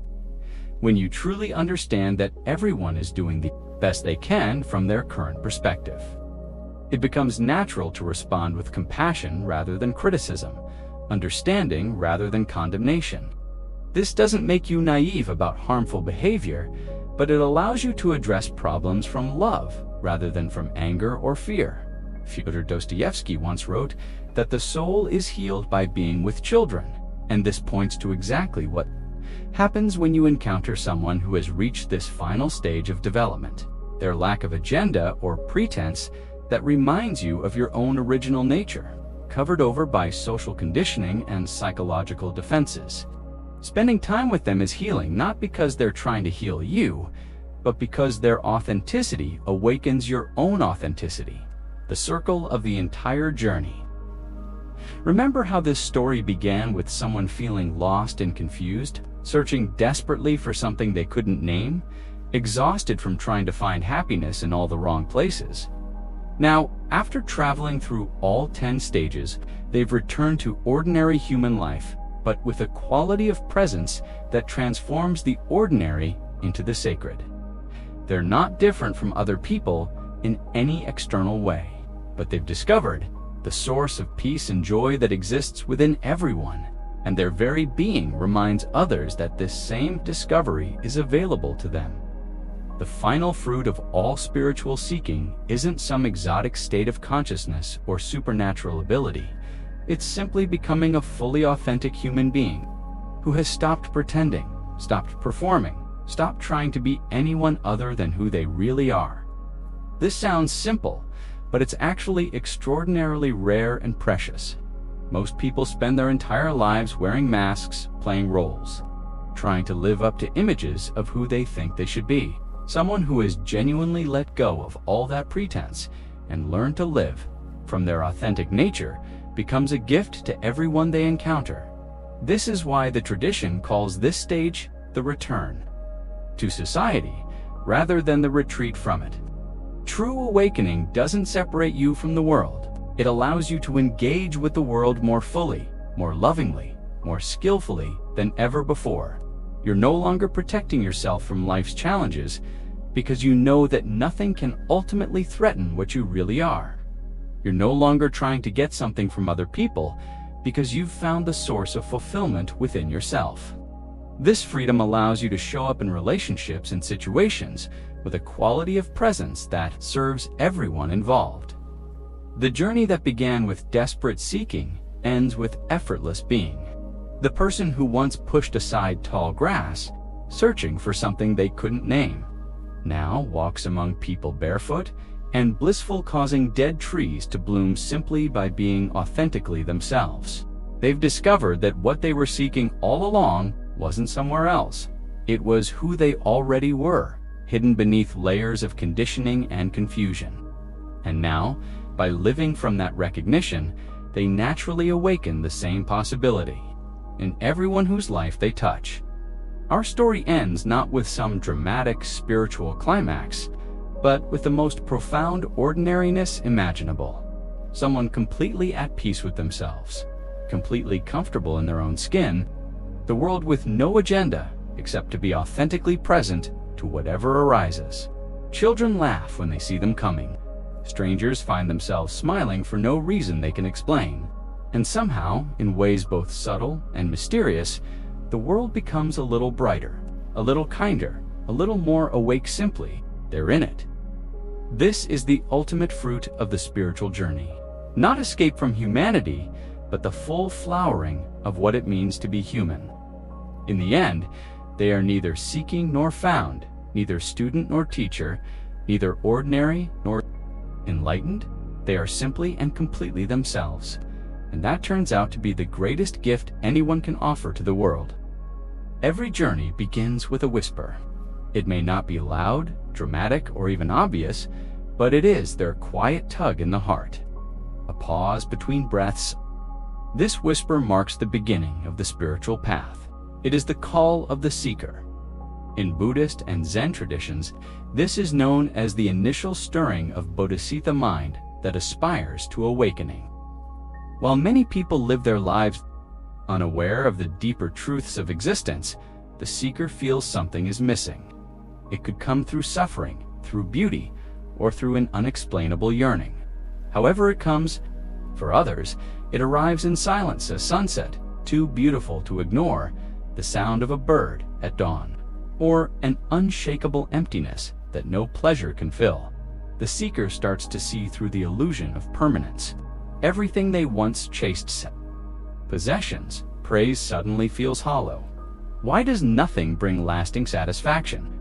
These are not philosophical curiosities. They are deep, visceral inquiries that rattle the very foundation of the self. Zen teaching, the seeker starts to question everything they thought they knew. This is not the doubt of skepticism, but the transformative doubt that cracks open the ego and makes space for truth. As Zen master Hakuin said, at the bottom of great doubt lies great awakening. If you doubt fully, you will awaken fully. The disruption of the ordinary life no longer runs on autopilot. Compulsive consumerism, shallow relationships, and the constant desire for more. They may try to return to old pleasures, but the satisfaction is gone. A shift has occurred. They might feel lonely or misunderstood. Friends may say, "You've changed," or urge them to just have fun again. But the seeker can't go back. The veil has been lifted.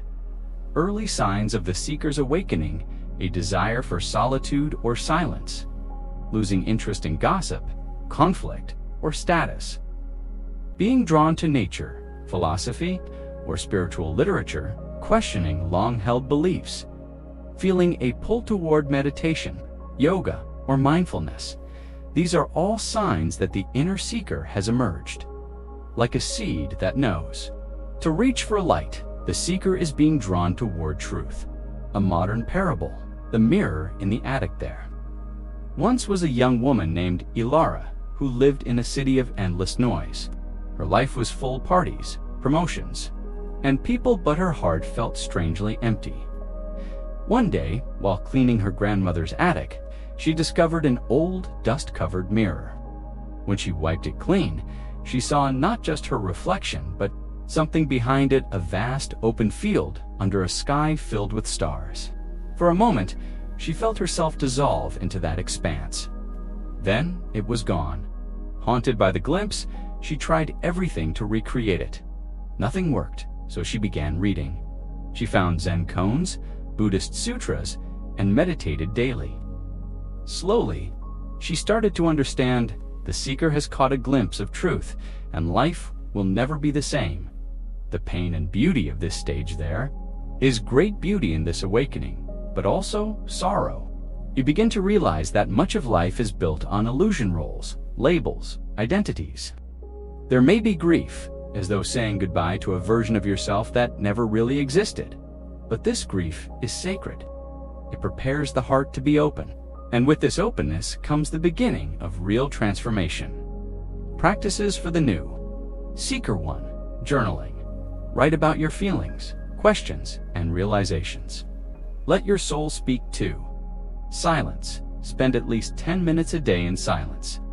Number phone. No music, just presence. 3. Reading sacred texts. Begin with simple teachings like the Dhammapada or Zen Mind, Beginner's Mind by 4. Watching the breath. Sit and observe your breath. Don't change it. Just watch by 5. Questioning. Ask deep questions and let them sit unanswered. Trust the space. Reflections: what in your life feels untrue? When did you last feel completely at peace?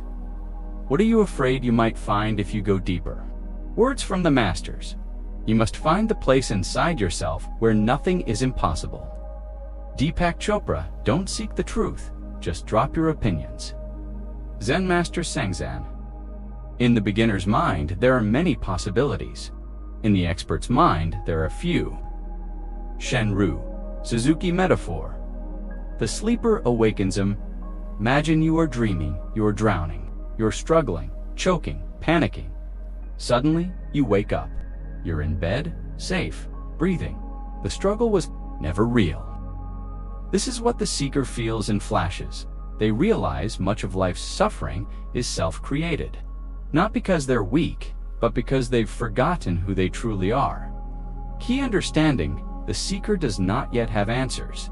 They may not know where to go or what to do, but they have heard the call.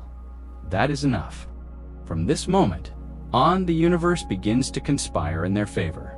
As Paulo Coelho wrote, when you want something, all the universe conspires in helping you to achieve it. This is not a metaphor. It is a spiritual truth. The moment the seeker is born, begins to feel false or empty, introduces questioning solitude and initial practices, begins the journey inward.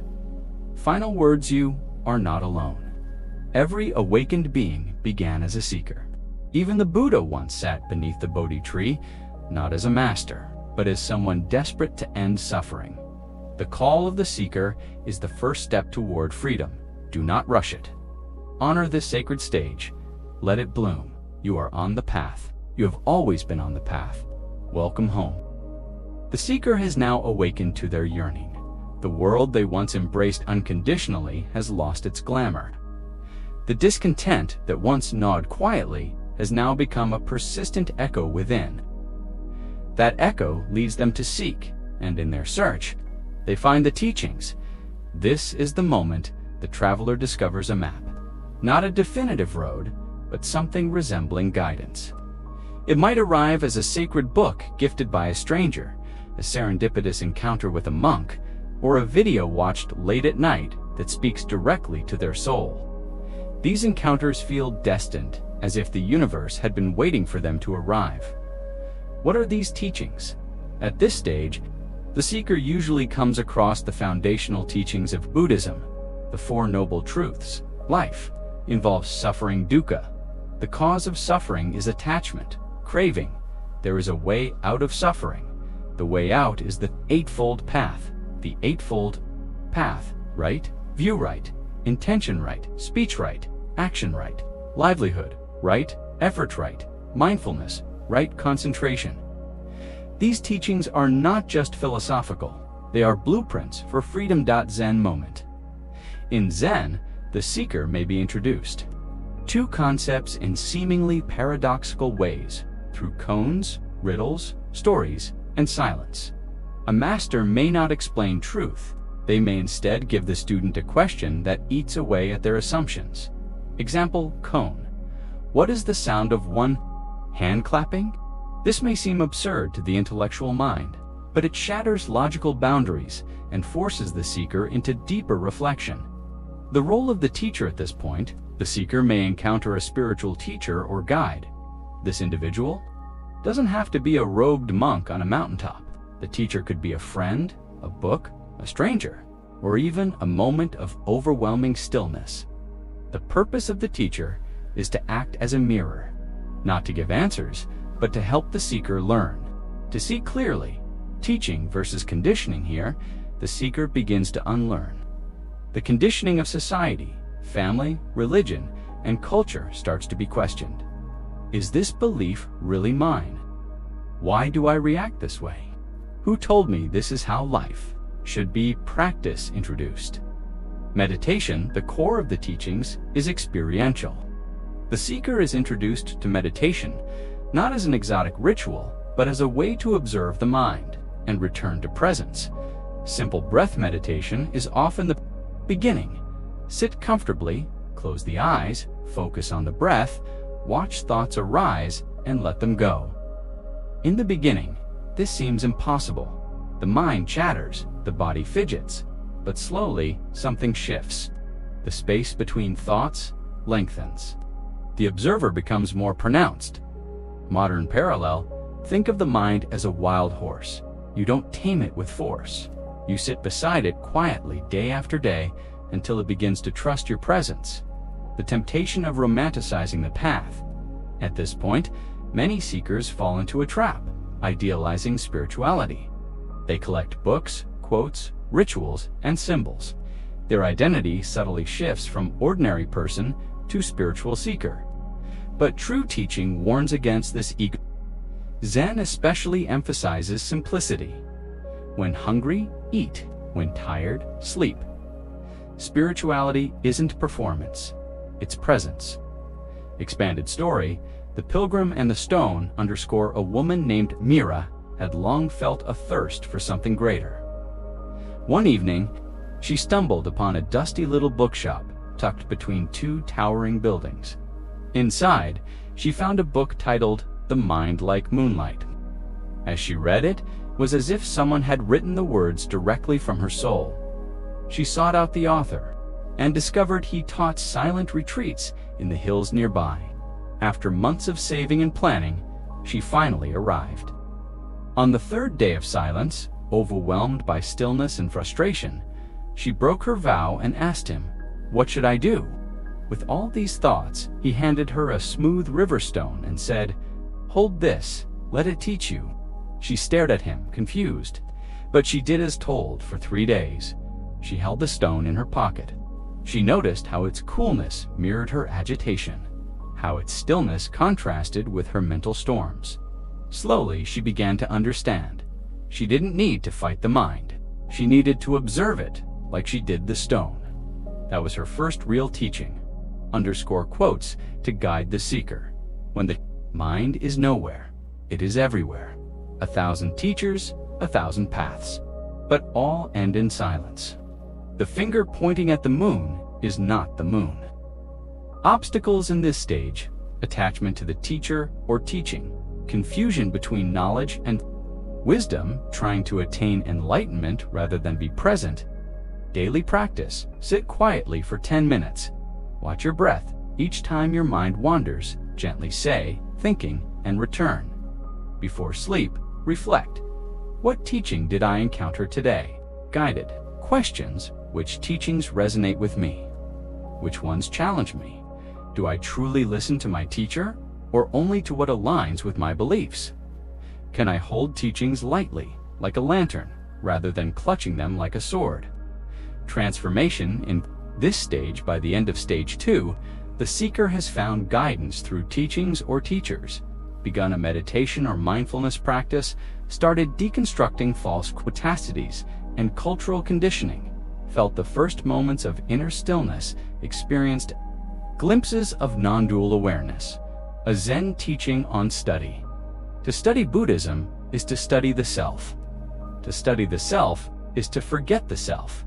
To forget the self is to be awakened by all things. This is a critical turning point. The seeker has moved from restless confusion to disciplined inquiry. The teachings become their companions. Meditation becomes their sanctuary. Teachers become reflections. They are no longer lost. They are no longer merely seekers. They are students of the path. And ahead lies the storm of resistance. The ego will not go quietly, but now the traveler is ready. Let us continue forward. This stage marks the beginning of the true inner battle. The seeker, now initiated into teachings and practices, starts walking the path with more intention. But as the light of awareness increases, so too does the shadow. This is where inner resistance arises, and it often surprises the seeker. What once seemed like a straightforward journey toward peace becomes an intense confrontation with the very parts of the self that are rooted in fear, pride, trauma, and illusion. The ego fights. Back Zen teachers often describe the ego as a squatter who believes it owns the house. When the true self begins to reclaim its space, the squatter does not go quietly. It screams, manipulates, and fights to survive. This resistance manifests as doubt, spiritual bypassing, emotional upheavals, and even physical symptoms. The seeker may say, "I thought meditation was supposed to bring peace. Why do I feel worse? Why is my anxiety getting stronger now that I'm finally facing it? Am I going backward?" The answer is no. You are going deeper. The myth of constant bliss: many people mistakenly believe the spiritual path leads to unbroken calm and joy. In truth, spiritual awakening is a fire. It purifies. It burns through falseness. And that burning can be terrifying. This stage is often called the dark night of the soul. It is a necessary death not of the body, but of illusions. It's the moment when the masks begin to fall off and the seeker is left raw, vulnerable, and unsure. Zen says, the way out is through. Common experiences during this stage: heightened emotional sensitivity, physical discomfort during meditational traumas, resurfacing conflict in personal relationships, questioning the teachings, wanting to quit the practice altogether. These experiences are not setbacks. They are signs of transformation. Just as muscles ache when rebuilding, the psyche groans under the strain of being reshaped. A story: the shattered Bole monk named Haruto spent 5 years studying under a great Zen master. He meditated daily, memorized sutras, and attended every session with unwavering discipline. Yet, one morning during Zazen sitting meditation, he felt overwhelmed with anger. Later in the kitchen, he accidentally dropped and shattered a ceramic bowl. To his shock, he began to weep uncontrollably. The master approached him and said, "You are not weeping for the bowl. You are weeping because your bowl has cracked inside. Let it break fully. Only then will the light shine through." Had believed he was making progress, but in truth, he had only built a stronger identity around being a good monk. It was only when his practice broke him open that he truly began understanding. Inner resistance. Resistance takes many forms. 1. Emotional resistance. You may feel sudden waves of anger, grief, or fear. These are suppressed energies coming up for release. Let them come. Let them go. 2. You may think, this is pointless. Observe the mind. Do not fight it. Witness it with compassion. 3. Physical resistance. The body may ache. Sleep patterns may change. Meditation may feel like torture. Stay. Breathe. Know that the body, too, is purifying. For egoic resistance.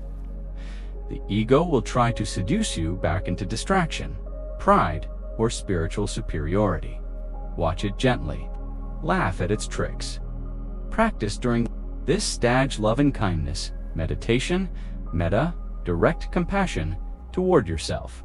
Repeat, may I be safe, may I be peaceful, may I be free. Body scan. Lie down and bring awareness to each part of the body. Release tension without judgment. Shadow journaling. Write openly about what you're resisting. Ask, what am I afraid to feel right now? Mindful walking. Take slow walks, focusing only on the movement of your body and breath. Cone for this stage: without speaking, without silence, how can you express the truth? This cone reflects the struggle of the seeker caught between trying and surrendering, between effort and stillness. True transformation lies beyond both.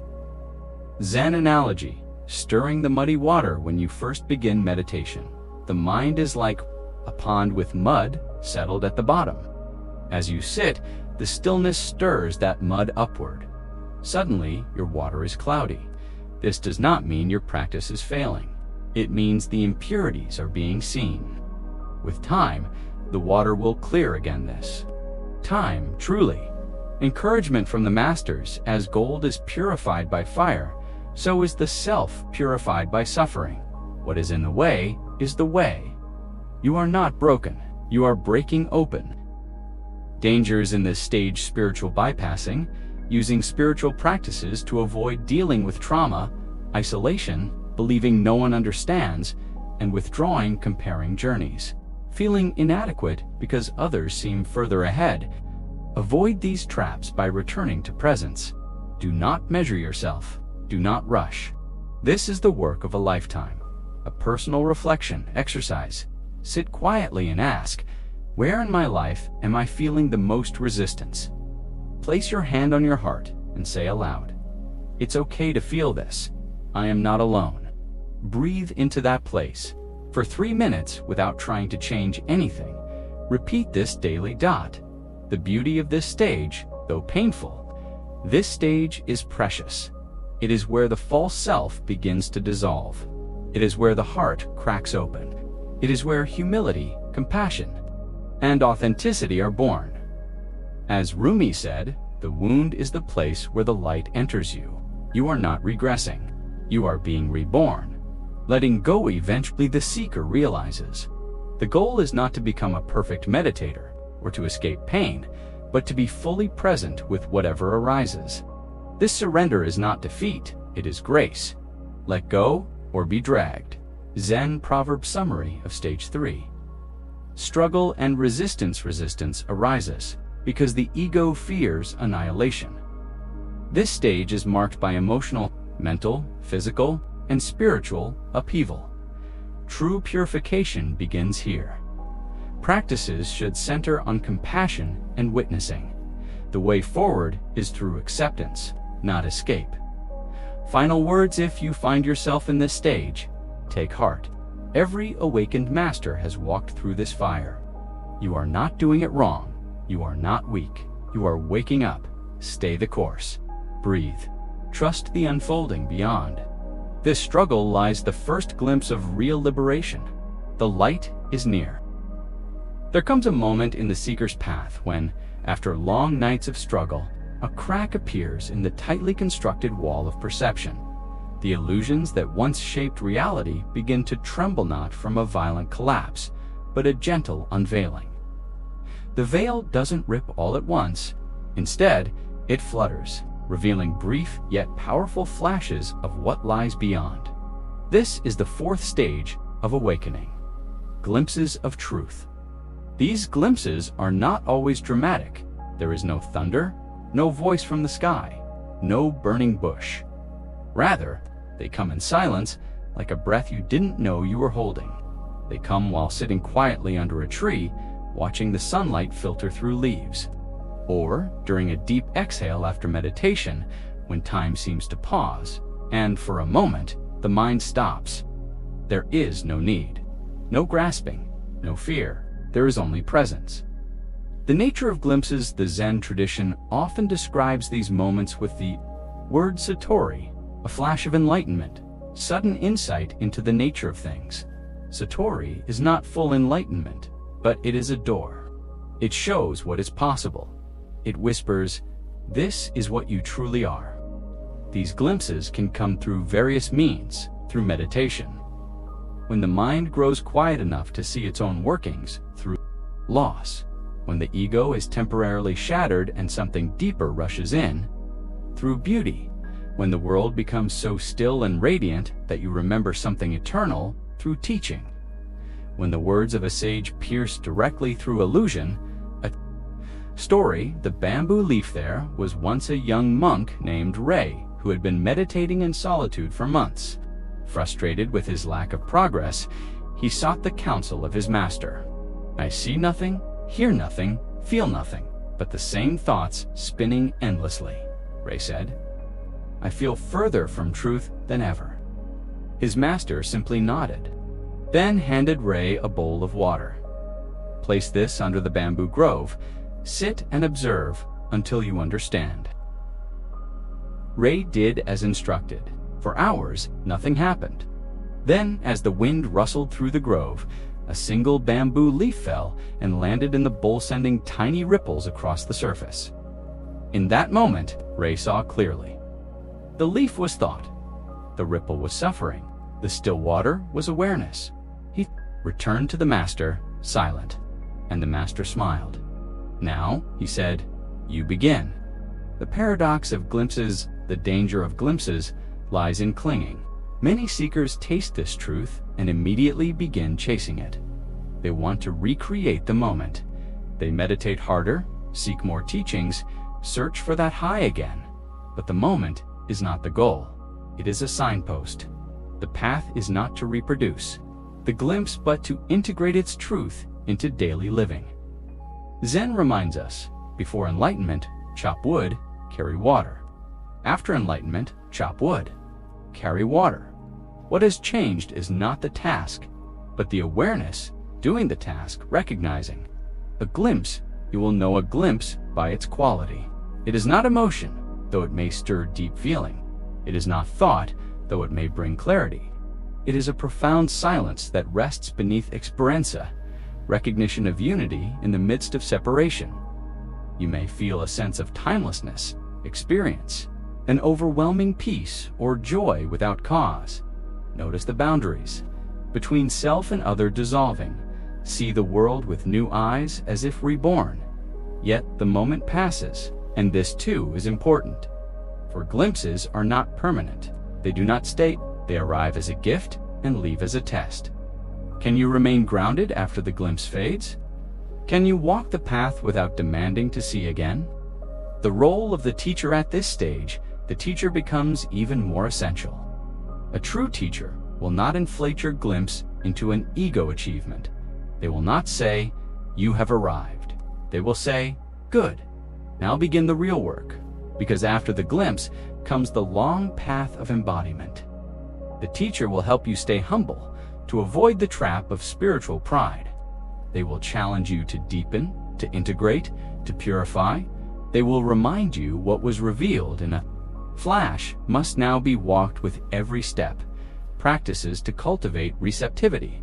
Though you cannot force a glimpse, you can create the conditions where one might arise. Zazen, seated meditation. Sit without goal. Let go of effort. Simply observe. Walking meditation. Feel the ground beneath your feet. Become aware of each step. Mindful observation. Choose a flower, tree, or cloud. Observe it fully. Let go of the label. Simply see breath. Awareness. Follow the breath as it rises and falls. Become the breath. Letting go of seeking. Sometimes glimpses come when you finally stop searching. Emotional responses. After a glimpse, it's common to feel elation, as if something sacred has touched you. Grief, for the life lived in ignorance. Confusion, as old paradigms break down. A deep longing to return to that state. All of this is natural. Don't resist it, but don't let it define you. Return to your breath. Return to presence. Integration into life. This is the heart of the fourth stage. How do you live what you've seen? In relationships, can you respond with love rather than ego at work? Can you act with mindfulness rather than reactivity? In solitude, can you find peace without distraction? In pain, can you witness suffering without becoming it? The glimpse is an invitation to re-enter the world more fully, not to escape it. The koan of the stage Zen often teaches through paradoxical riddles, or koans. There is one for this stage. What is your face before your parents were born? Sit with it. Don't try to answer. Let it strip away all that you think you are. In that space, perhaps another glimpse will come. Final words for this stage: you are not crazy. You are not broken. You are not enlightened. You have simply seen, however briefly, beyond the curtain now. Your task is not to tear the curtain down, but to walk with the knowledge that there is more than what appears, to love deeper, to listen longer, to speak less, to walk softly, because the truth is not a place to reach. It is a presence to embody. One breath at a time. Let us pause here. Let the glimpse settle, and when you are ready, we move forward into stage 5. Dismantling the self, but not yet. 4. Now just breathe. There is a peculiar point in the journey of awakening when the very things that once inspired the seeker mystical experiences, enlightening concepts, poetic metaphors, and even the practice itself begin to feel hollow. This is stage 5, the disillusionment. For many, this phase feels like a betrayal. After so much effort, meditation, surrender, and discovery, why does it now feel like the ground is slipping beneath your feet again? But make no mistake, disillusionment is not regression. It is not a failure in your practice. Rather, it is the tearing away of the final veils of illusion, especially the spiritual ones. It is the sacred fire that burns away even your most cherished beliefs. And what it leaves behind is something indescribably precious. The crumbling of constructs. At the beginning of this stage, the seeker may experience deep confusion. Where earlier stages provided clear milestones, such as calmness in meditation, moments of insight, or the joy of discipline, this stage often feels barren. I no longer feel peace when I meditate. I don't resonate with the teacher's words anymore. Even Buddhist teachings feel ... empty. This isn't a flaw in the teachings or your path. What's dissolving is your dependency on form. The practices, the sutras, the mantras, they are like boats used to cross a river. But once you've crossed, You must not carry the boat on your back. You must let it go. This is where spiritual maturity begins. Not in collecting insights, but in relinquishing them. Zen and the art of dropping. Concept Zen Buddhism points to this very stage in its koans and teachings. Consider the famous saying, "If you meet the Buddha on the road, kill him." This shocking phrase isn't meant literally, of course. It points to the necessity of letting go of all external authorities, even the revered figure of the Buddha himself. Why? But in truth, they are now walking it nakedly, without robes of belief. Without the armor of spiritual identity, you are becoming intimate with emptiness. The pain of spiritual ego death. Until now, the ego may have shape-shifted cleverly into a spiritual ego. It wore the right beads, quoted the right teachers, fasted, meditated, even served others selflessly. But underneath it all, there was a subtle sense of becoming. I am becoming enlightened. Stage 5 dismantles even this. The seeker often goes through a mourning process. It may feel like losing your identity, your grounding, or even your sanity. You may feel a loss of purpose, disconnection from spiritual community, resistance to previously valued teachings, emotional numbness, or spiritual fatigue. But these are symptoms of detoxification. Your mind is purging illusions. Trusting the emptiness this stage is not a void to be feared. It is the fertile emptiness before the seed sprouts. You are being emptied so that something deeper than understanding can enter. Knowing, not intellectual, but intuitive. In this stage, many discover what Zen calls no mind. Not a dullness, but an alert clarity free of chatter. It doesn't seek, it simply is. You begin to operate from direct experience, not borrowed wisdom. The sacred pause, stage 5, is a sacred pause in the hero's journey. In Joseph Campbell's monomyth structure, it's the abyss, the death before rebirth. All true transformation requires this space. The chrysalis must dissolve into goo before the butterfly forms. Buddhist stories often feature moments where the monk throws away the scriptures, breaks the meditation bowl, or burns the rosary. These are symbols of transcendence. Beyond method here, stillness becomes enough. You may find yourself sitting under a tree, watching leaves fall, and realizing this is meditation. Not because it is labeled so, but because there is no inner resistance, no effort, just awareness. Letting go of the letting go even, the act of renunciation must be renounced. If you say, "I've let go of ego," then ego still lurks in the speaker. If you say, "I am awakened," then awakening is still a concept. This stage teaches the final humility. You can't earn awakening. You can only stop obscuring it. And so, you let go of the need to be seen as spiritual, the desire to awaken the timeline of your progress, the very idea of a you who awakens you simply become present. How to move through disillusionments, top comparing, the journey is not linear. Just because you don't feel peace now doesn't mean you've regressed.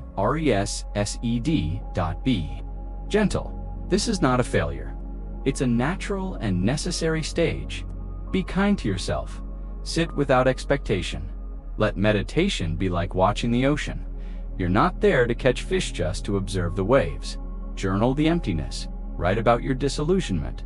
Without censoring it, sometimes clarity emerges when you put the fog into words. Find a mentor who understands. Many modern teachers shy away from discussing this painful stage. Seek those who acknowledge it. Accept boredom. Embrace the dullness. Sometimes, spiritual growth feels like watching paint dry. But beneath the surface, tectonic shifts are occurring. A Zen parable: a young monk asked his master, "What is the way?" The master said, "Ordinary mind is the way." Then should I direct myself toward it? If you try to direct yourself, you go away from it. But how can I know it is the way? The way is not in knowing or not knowing. Knowing is delusion. Not knowing is blankness. When you truly reach the way, you find it as vast and boundless as the sky. This is stage 5. What lies ahead, though it feels like the end, Stage 5 is the midpoint of awakening. It is the moment where you stop climbing and realize the mountain has always been within you. In the next stage, glimpses of a deeper peace will return not as flashes, but as your natural state, but you will no longer grasp them. You will simply bow. This stage is hard, but sacred. If you are here, know this. You are on the right path even when it feels like you've lost it. Let the illusions fall. What remains will not need your protection. It was never lost. It was always you. As the dust settles from the storm of disillusionment, there arises a silence. Not the silence of emptiness or despair, but the quiet before something new begins to grow. Stage 6 is not about gaining something more. It's about losing the very idea that there is something to gain. This is the stage of surrender, and it is one of the most difficult, yet transformative, aspects of the spiritual journey. The essence of surrender in Zen Buddhism, the concept of surrender, is not passive. It is not giving up or resignation. It is a voluntary collapse of resistance to life as it is. To surrender is to soften the grip of the ego and allow the river of life to flow through us unimpeded. It is to drop the illusion of control, to bow to the present moment, and to trust in the unfolding of reality, no matter how uncertain it seems. As the Zen master Huang Po once said, all the Buddhas and all sentient beings are nothing but the one mind, beside which nothing exists. To surrender is to stop trying to swim upstream. It is to realize that the very struggle to awaken is, in some ways, the final barrier to awakening. The inner landscape at stage 6, after the disillusionment stage, where old beliefs crumble and spiritual identity becomes hollow, the seeker often feels lost.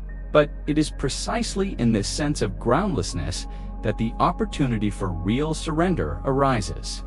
Without the scaffolding of belief, ego, or expectation, the mind becomes still, and in that stillness, one can hear the subtle whisper of truth. The practitioner may begin to experience a profound sense of spaciousness and openness, moments of unexplainable peace. Even amidst chaos-heightened intuition and natural flow in daily life, a waning interest in conceptual debates, spiritual dogma, or rigid routines instead of chasing awakening. The seeker now begins to rest in what is Zen stories of surrender. Let us take the famous koan of Tokusan and Ryuten. Tokusan was a proud scholar of Zen texts. One day he visited the master Ryuten and debated him until late into the night. Ryuten offered him a lamp to find his way home. As Tokusan reached for it, Ryuten blew out the flame. In that moment, Tokusan was enlightened. The extinguishing of the lamp represents the collapse of intellectual pride of trying to figure it all out. Tokusan had to surrender the mind to realize the light within himself. Another Zen parable tells of a monk who clung to a branch dangling off a cliff. A tiger prowled above, a snake hissed below, and then a single strawberry grew within reach. The monk plucked it and ate. How sweet it tasted. The story illustrates that true surrender means not trying to escape life or cling to salvation, but to meet life fully in the present with trust. The fear of letting go to a surrender is terrifying for the ego. We are conditioned to believe that vigilance, control, and mental grasping are necessary for survival. In this stage, practitioners may experience fear of death, both physical and ego-emotional release, including old trauma surfacing periods of silence or solitude. As external distractions fall away, strange blend of bliss and sorrow. As one mourns the loss of identity while feeling more whole, but the very act of facing these fears, of letting them rise and fall like waves, is the practice of surrender. Nothing needs to be fixed or added, only seen and allowed, practical. Practices to deepen surrender. Though surrender is not something one does, it can be invited and supported through intentional practices.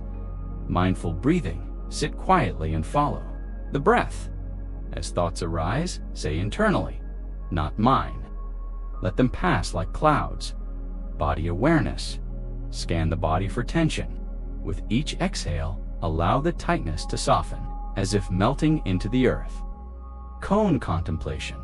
Work with questions that cannot be answered by logic. For example, who is the one who surrenders? Self-inquiry ask, what am I without this thought, this role, this belief? Notice what remains. Devotional acts, simple acts of bowing, chanting, or walking with reverence can train the heart to open and trust. Letting go rituals, write down attachments or beliefs and burn them. Or sit by water and imagine your fears. Dissolving into the current dot, the shift in relationships as surrender deepens, your relationships begin to change. The need to control others, to be right, or to prove your worth starts to dissolve. Instead, you might listen more deeply, without planning a speak from presence, rather than defense offer, love without expecting a return. Recognize the suffering behind someone's anger. You begin to meet others as they are, not as you wish them to be. You no longer see others as obstacles or affirmations of your self-concept, but as fellow travelers in the mystery. Challenges of this stage. While this stage brings peace, it is not without trials. Lethargy or loss of ambition can arise. The seeker might feel disengaged from worldly goals. Doubt can sneak in. If I let go, will I lose everything I care about? The paradox of surrender. Trying to surrender becomes another ego game. The antidote is to remember. Surrender is not about abandoning life. It is about participating in it more fully, without the filter of resistance. A glimpse beyond in the deepest moments of surrender. One may encounter something utterly sacred, not as a vision or idea, but as a felt sense. The trees whisper your name. The breeze carries a message you already knew. You walk not as a separate person, but as life itself. This is not a state to hold on to, but a signpost that you are aligned with reality. Integrating the stage of surrender is not a one-time event. It is a daily, even moment-to-moment practice. Each thought, each reaction, each plan is an invitation. Will you grasp or release? Will you resist or trust? Will you fight the river or float? True surrender brings an unexpected joy, not because life becomes easy, but because you are no longer in opposition to it. As Rumi said, try to stay in the middle of the river, then you will never drown. Final reflections on stage 6. This stage is a gateway. It separates the seeker from the seer, those who pass through the fire of disillusionment and surrender. Their grasping emerge with eyes that see differently. Life is no longer a battlefield. It is a mystery to be danced with as you sit in this moment. Let go, breathe, trust. You are not falling apart. You are falling into truth. There comes a time in the seeker's path when the storm has passed, and what remains is not a grand revelation, not a blaze of mystical fireworks, but something far more subtle, far more profound: stillness. In the 7th stage of awakening, one steps into what Zen calls just this. This is the stage of radical presence, a state of being where the seeker stops seeking and starts simply being. The struggle has softened. The mind no longer churns with the same urgency, and the heart begins to understand the exquisite simplicity of now. The return to simplicity in the stillness of this stage. Things begin to make sense, not as a grand theory or dogma, but as a lived reality. You begin to notice the taste of tea again. You see the sunlight resting gently on your windowsill and feel the immense poetry in it. You hear your own breath and it feels like a song you've heard all your life but never listened to until now. This isn't a trance or a withdrawal from life. It's quite the opposite. It's a full engagement with the present moment, unfiltered and unguarded. There is no longing to escape, no grasping for something more. In this stillness, the world unfolds as it is: messy, beautiful, tragic, glorious, and all of it is welcomed. Zen often uses the phrase, chop wood, carry water. Before awakening, chop wood, carry water. After awakening, chop wood, carry water. The surface activity does not change, but your presence within it has transformed. Each act becomes sacred because you are fully there. The tea you drink becomes a ceremony. The path you walk becomes a pilgrimage. The words you speak become offerings. Understanding true presence in this stage. Presence is no longer something you practice. It is something you are. Meditation is not something you do to reach silence.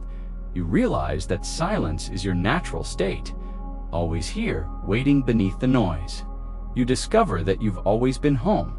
It was your mind that wandered. There's a quote, often attributed to Buddha.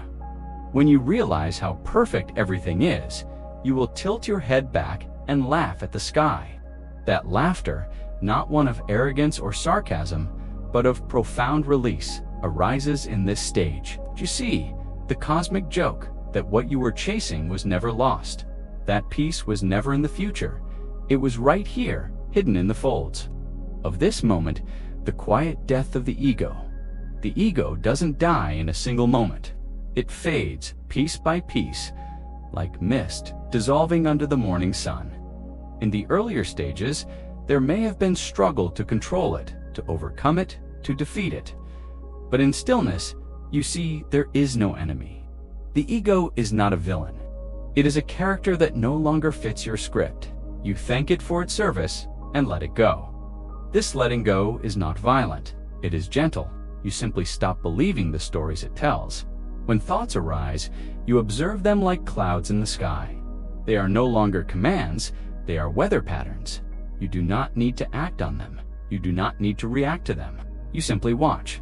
This is the heart of Zen practice, born of deep awareness. You are not numb. You are more alive than ever, but you are no longer tossed around by every impulse. You begin to respond instead of react. You begin to live from presence instead of programming. The spaciousness of now as this stage deepens. Something else begins to unfold. Space, not outer space, but inner space. The vast openness within you that can hold anything. Joy, sorrow, fear, ecstasy, all are welcome in this space. You stop needing life to be a certain way. You simply meet it as it is. This is where compassion naturally arises. When you are no longer consumed by your own drama, you can truly see others. Their pain becomes visible. Their beauty becomes obvious. You begin to love not as a strategy, but as a natural response to seeing clearly. You realize that separation was an illusion.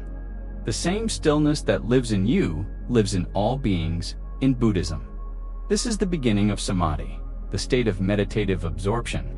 But unlike earlier interpretations, it is not a trance, it is full wakefulness. Are absorbed in reality, in presence, in truth. Walking slowly, breathing deeply, there is no rush in this stage. You begin to understand the power of slow living.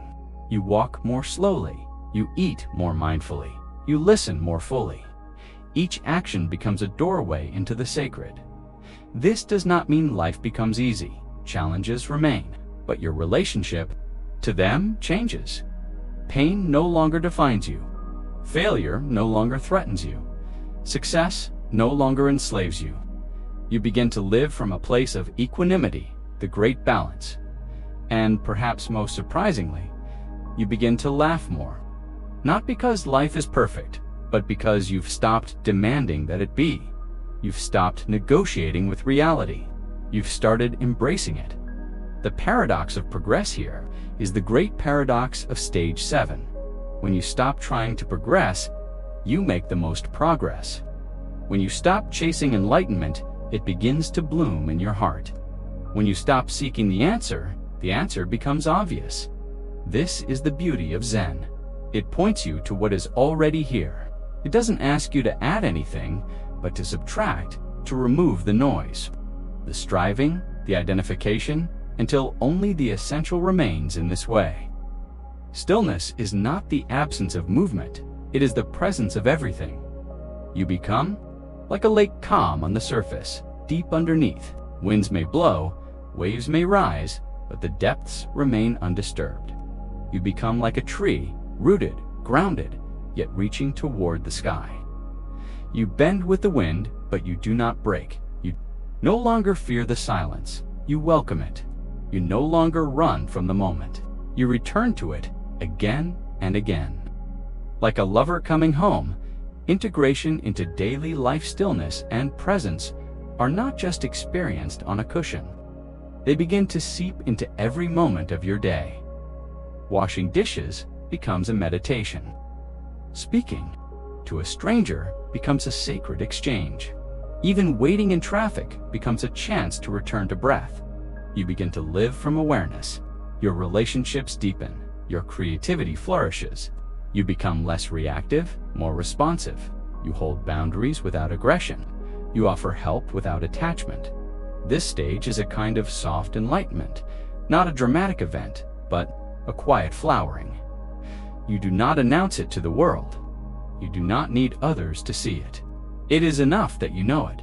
Reflections and contemplations here are some gentle contemplations for this stage. What am I avoiding in the present moment? Can I meet this moment without needing it to change? Where in my life am I rushing? What does it mean to truly listen? What is the taste of silence? Try this practice. Sit quietly and do nothing. No agenda, no technique, just sit and be. Watch what arises. Do not follow it. Just return to stillness. Again and again, like a bird returning to its nest. Final words for stage 7. Stillness and presence are not destinations. They are your original home. This stage is a remembering, not a discovery. It is the sacred pause in the symphony of awakening, the deep breath before the next unfolding dot. In this space, the world becomes luminous, not because it has changed, but because you are seeing it with clear eyes. The veil has lifted, the noise has quieted, and what remains is enough. You are enough. The journey continues, but for now, rest in the stillness. Let it hold you. Let it speak to you in silence. Let it carry you gently into stage 8, the compassionate heart. There comes a time on the spiritual journey when the line between the seeker and the world blurs, dissolves, and then disappears. The long struggle to transcend suffering begins to settle into a deeper wisdom. Life is not something to escape from, but something to embrace with open eyes and an open heart. This is the 8th stage of awakening, integration and compassion.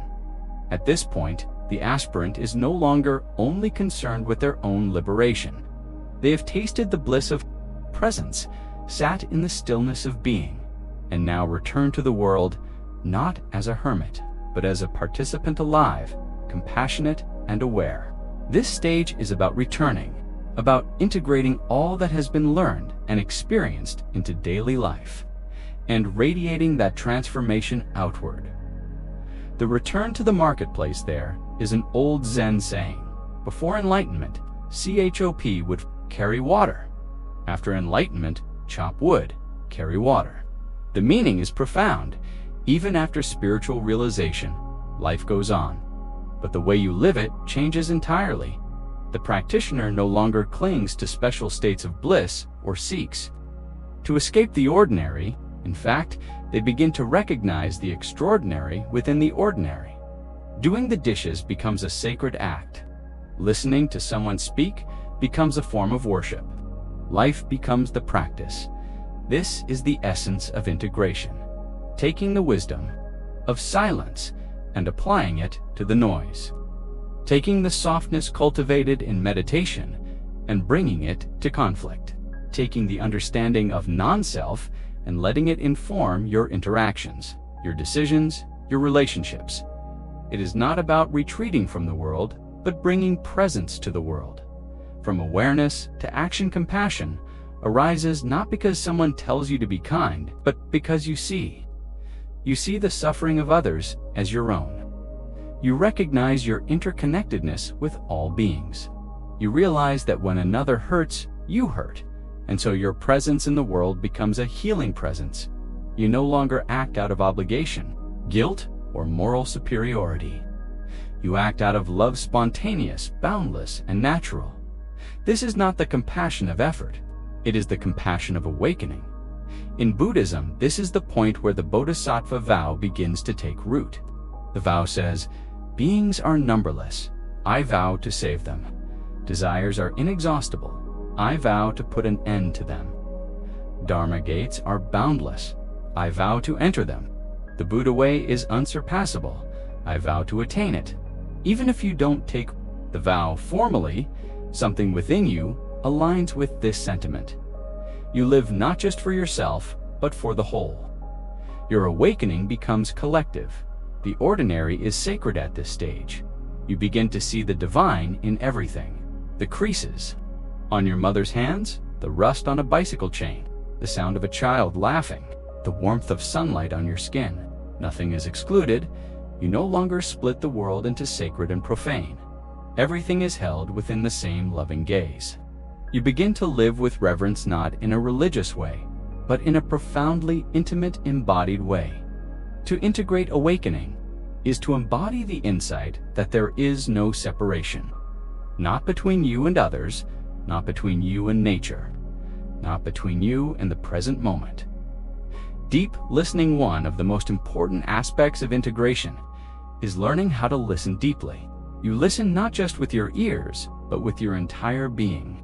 You listen to others, yes, but also to your own body, your emotions, your dreams, your environment. You begin to sense when to speak and when to be silent. You sense when to act and when to wait. You begin to trust a deeper intelligence than the mind, what some may call intuition, the Tao, or simply presence. This listening is not passive. It is active, engaged, alive, and it makes you more responsive to life. You become a tuning fork for harmony. The shadow work continues. Integration does not mean that all challenges disappear. Far from it. In fact, sometimes challenges increase. The difference now is that you have more clarity, compassion, and tools to deal with them. You realize that the ego can resurface in subtle ways. Old wounds may reopen. But instead of resisting or suppressing, you welcome these experiences as part of your continued growth. You include your humanity in your awakening. You don't bypass pain. You meet it. You don't suppress anger. You feel it fully and learn from it. This is the maturity of integration. Nothing is rejected. Everything is embraced. The expansion of identity. At earlier stages, identity was dissolving. Now it expands, not in an egoic sense, but in a universal one. You begin to identify less with your personal story and more with the whole of existence. You are not just a man or woman, not just a teacher or student.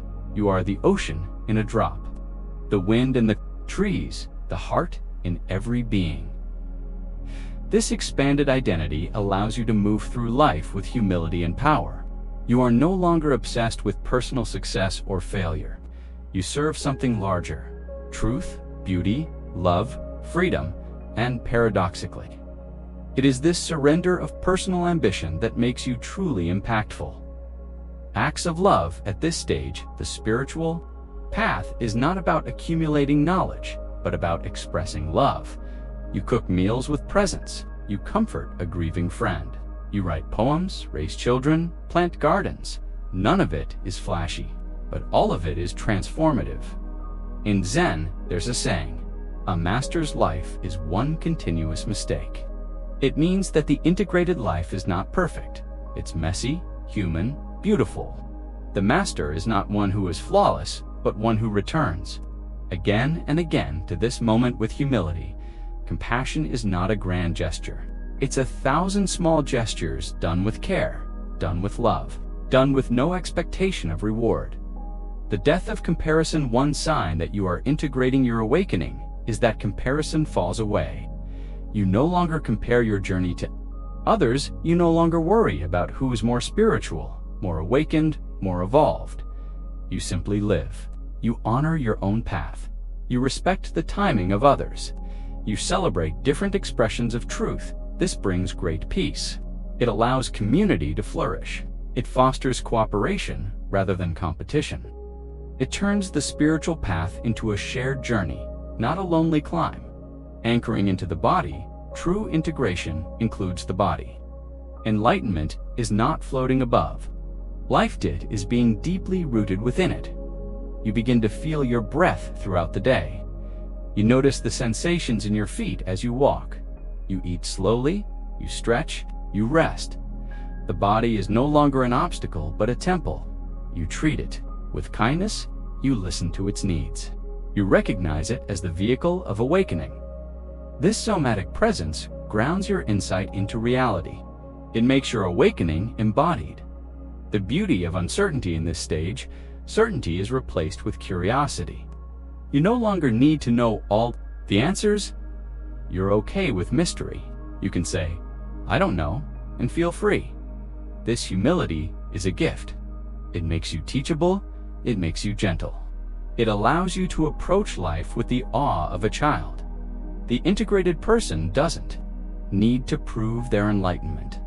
They simply live, and in their presence, others feel safe, seen, and inspired.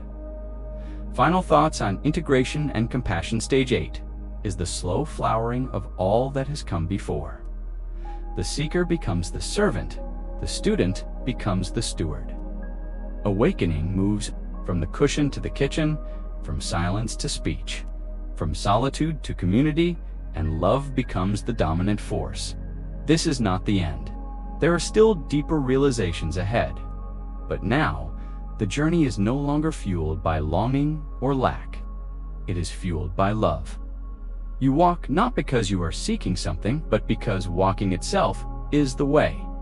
With every step, you offer your presence. With every breath, you bless the world. Welcome to the 8th stage of awakening. Shall I begin crafting stage 9, the embodiment of wisdom, next in the same long-form meditative style? After the long journey through illusion, insight, surrender, and silence, the seeker finds themselves standing at the edge of something surprising, the world they once left behind. But now, everything has changed. The ego that once reacted, grasped, and fought for identity has dissolved, and what remains is a presence of peaceful clarity that sees life not as something to control, but as something to serve. The 9th stage of awakening, often overlooked or misunderstood, is the return to the world, not as an escape from the spiritual life, but as its most profound expression. This is the Bodhisattva path in Mahayana Buddhism. This is what Zen calls chop wood, carry water, the humble return to ordinary activity after extraordinary realization. But what does this look like? How does one bring presence, clarity, and compassion into the chaos and color of daily life without losing the inner peace they found? How does the awakened person re-engage with society, relationships, and responsibilities without falling back into ego, attachment, or illusion? Let us step slowly and mindfully into this stage, where the sacred and the ordinary become one. The call back home there comes a moment, often unbidden, when the awakened soul hears a silent whisper. Go back, not to the illusions or the clinging of the past, but back to the world that needs healing. This stage is not about seclusion in mountaintop monasteries or silent caves. It's about walking into grocery stores with mindfulness, responding to difficult people with compassion, and working a job with the same grace found in meditation. The return is not a regression. It is the flowering of wisdom into action. One doesn't lose what was found in stillness.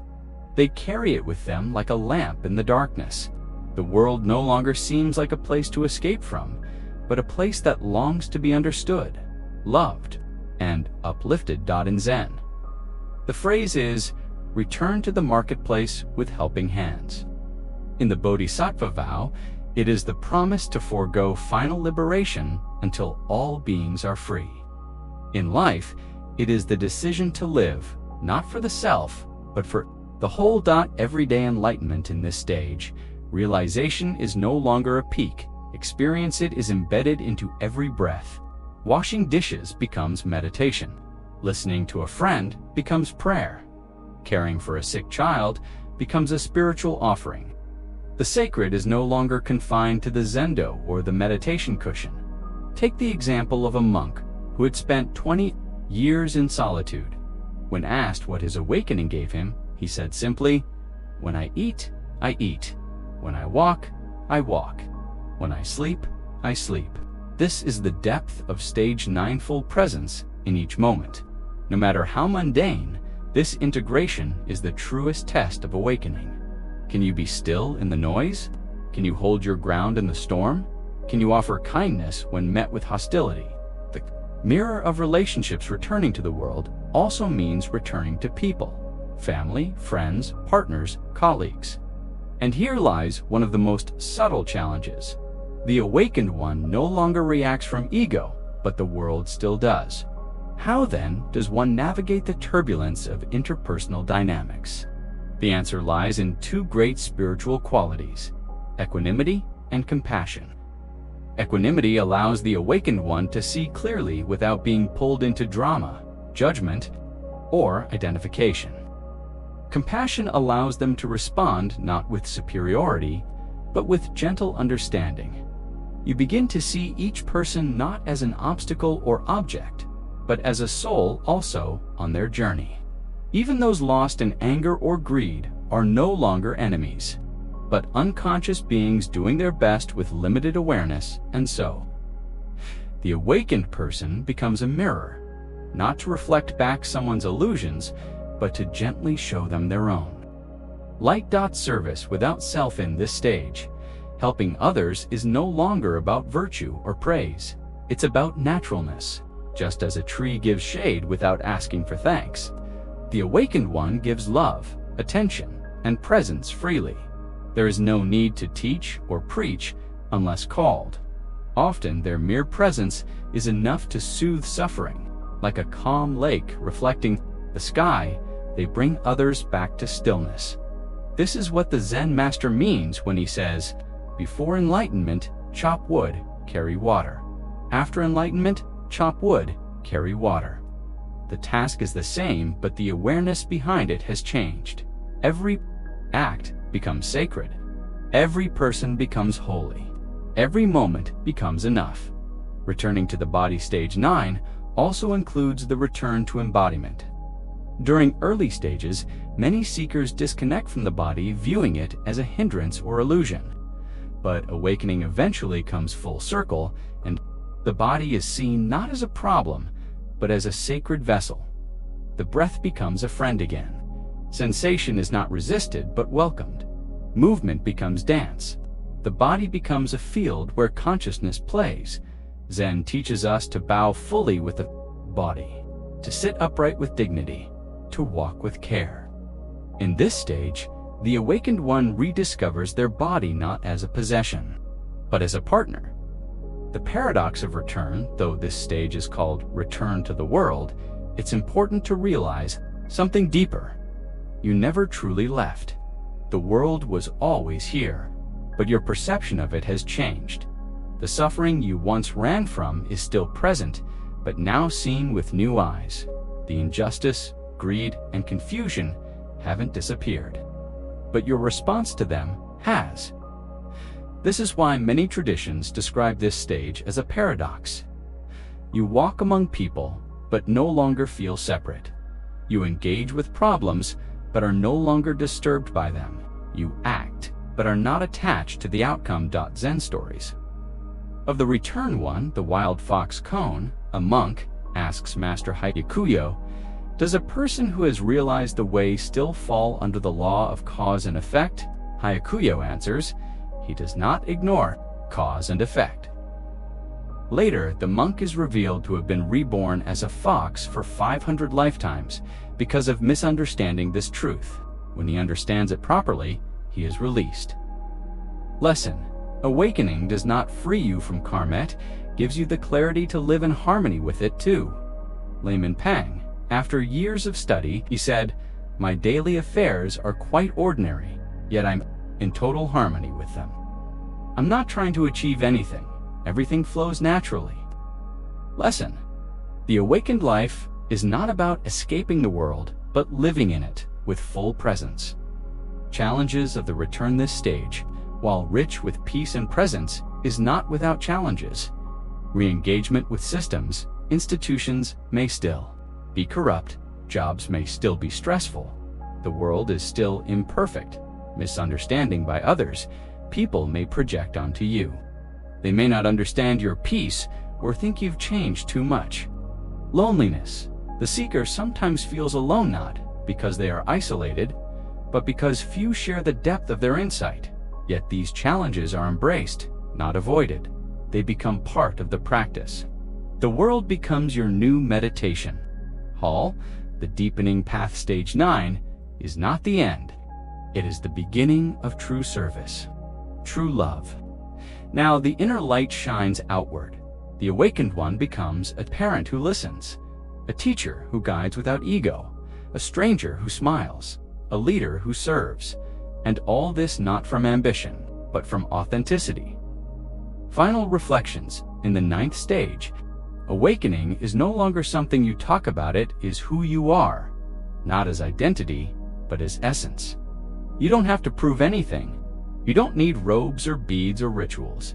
You walk through the world as presence itself, silent, spacious, loving. And maybe one day someone will look at you and ask, "How are you so calm, so kind, so peaceful?" And you will smile, not from superiority, but from recognition. Because you once asked that question to Dot, and now you have become the answer. When there is no path left to follow, no seeker left to seek, and no teacher left to point, you have arrived at what cannot be arrived at. You are home. This final stage is paradoxical. It is not a stage at all. It is the dissolution of the journey, the dropping away of all frameworks, identities, methods, and even spiritual aspiration. It is not about arrival, but the disappearance of the very idea of somewhere to arrive. This is the great freedom, the direct, unfiltered recognition that you have always been that which you have been seeking. All ideas of awakening dissolve. What remains is simple, luminous being. The end of becoming. Up until this point, the spiritual path has had movement. Each stage brought forward a kind of transformation, a new depth of realization, and a deeper connection with presence. But here, all movement stops. There is nowhere to go.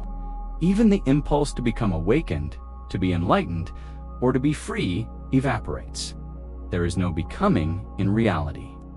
There is only being, and being cannot be attained. It can only be noticed in Zen.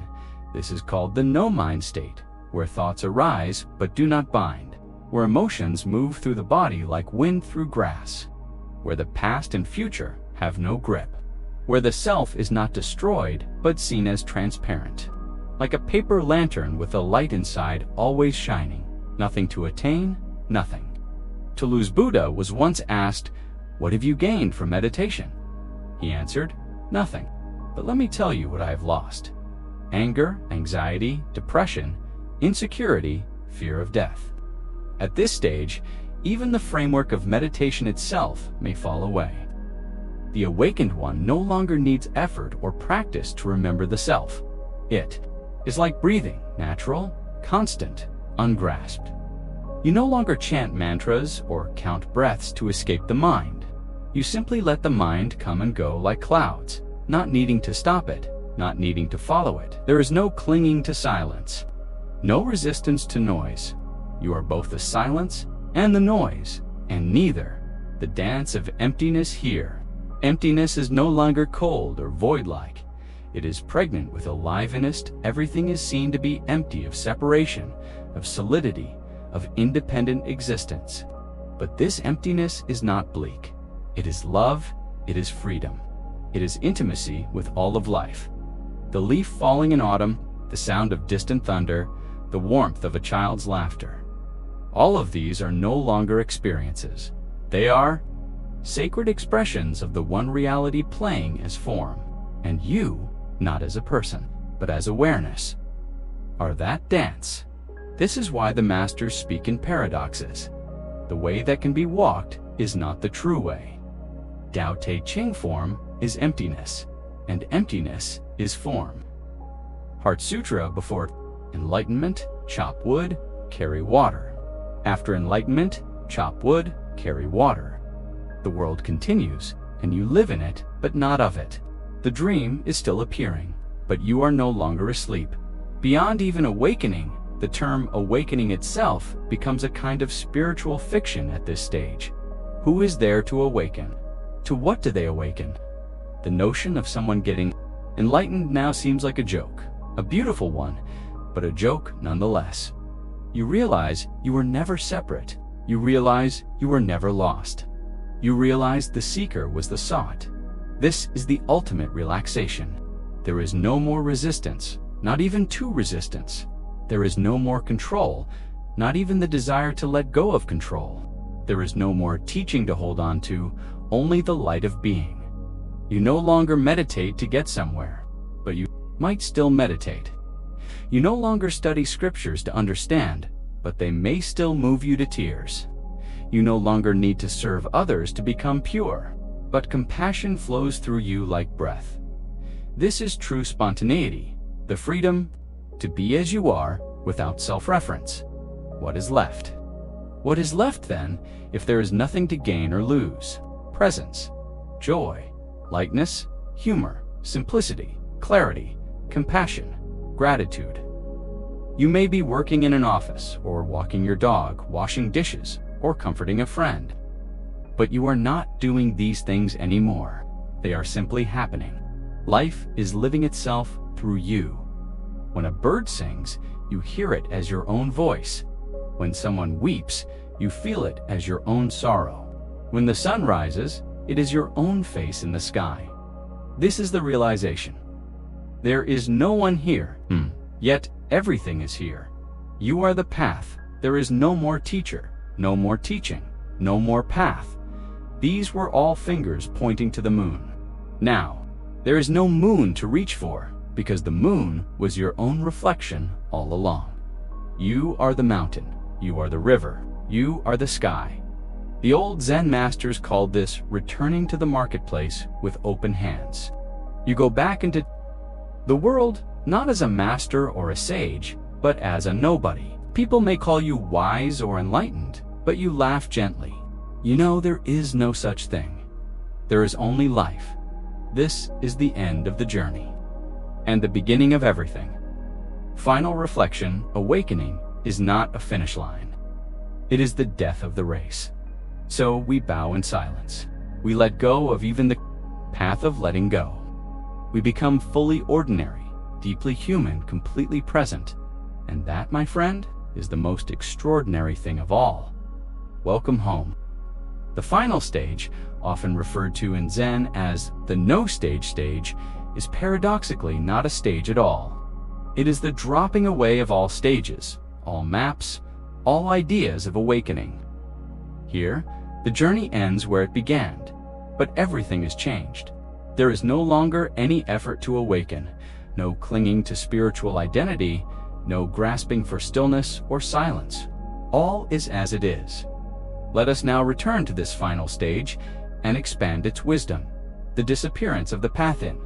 The early stages of the journey, there was a path, a goal, and a traveler. You might have set out seeking peace, freedom from suffering, or some profound enlightenment. But here, in the no-stage stage, that very path has vanished beneath your feet. The seeker is no more. The seeking has ceased. And yet, paradoxically, everything continues more alive, more intimate, more free than ever before. In the Zen tradition, this is known as returning to the market with open hands. You are no longer obsessed with insight or transcendence. You've seen through the illusion that there was ever something to achieve. And in this surrender, this great letting go, a new kind of simplicity emerges. You chop wood, carry water, you brush your teeth, you sit in traffic, you comfort a crying child. And yet, behind it all, within it all, the stillness abides. Form is emptiness. Emptiness is form. This is where the famous Heart Sutra line reveals its true depth. Form is emptiness, and emptiness is form. You realize there is no conflict between the world of form, your body, emotions, job, responsibilities, and the formless silence you touched in deep meditation. They are not, they never were. There is no need to escape the world to be awake. The traffic jam, the argument, the grief, the joy, everything is part of this sacred wholeness. You are not resisting life anymore. You are living it fully, deeply, gently, non-duality, beyond self and other, the dualities that once defined your experience, self versus other, sacred versus mundane, spiritual versus worldly, have dissolved, not because you tried to dissolve them, but because their illusory nature became obvious. In deep realization, the separation between you and the tree, the sky, the stranger on the train, fades. You are not them, and yet you are not separate. The boundary of me becomes soft, transparent.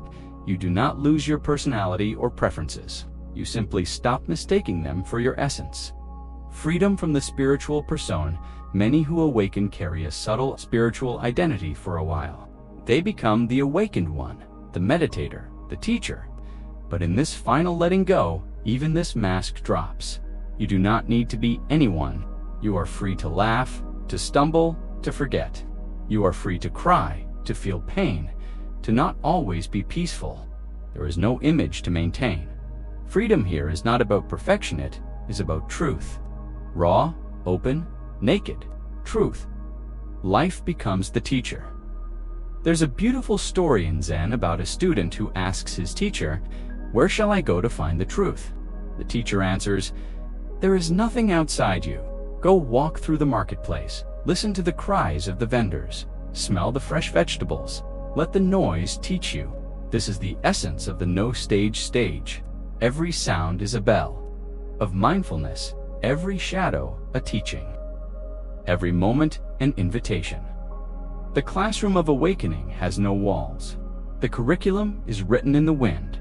The dance of samsara and nirvana in earlier stages.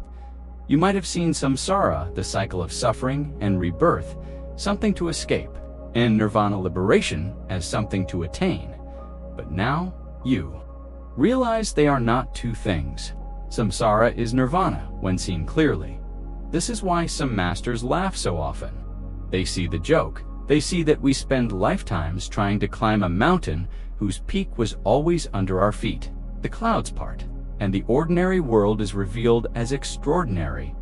Grace in everyday moments, in the no-stage stage, grace permeates even the mundane. You feel awe looking at a cracked sidewalk, or the way sunlight filters through dirty curtains. You don't need fireworks. You don't need visions. The miracle is in being fully present with what is. You might find yourself crying while watching a leaf fall. Not out of sadness, but from the raw beauty of it all. You are not detached. You are deeply, tenderly involved with life. The body as a portal. Earlier, the body may have felt like a distraction or an obstacle. But now, it is honored as a sacred expression of consciousness. Every breath, every sensation, every pain becomes part of the symphony. You feel deeply into the body, not to control it, but to listen, to bow to its wisdom, compassion without borders. The love that arises in this stage is boundless, not because you try to be loving, but because love is your natural state. When nothing is in the way, you don't love others to be good. You love because you are no longer divided. This love is quiet, unobtrusive. It might look like listening deeply to a friend, or holding space for someone's anger, or silently forgiving someone who hurt you long ago. You become a balm for the suffering of others, not because you must, but because you are them. Not knowing as liberation, you stop needing to have answers. The mind can rest in, I don't know, not with anxiety, but with curiosity. You become comfortable in mystery. You no longer demand that life reveal its purpose.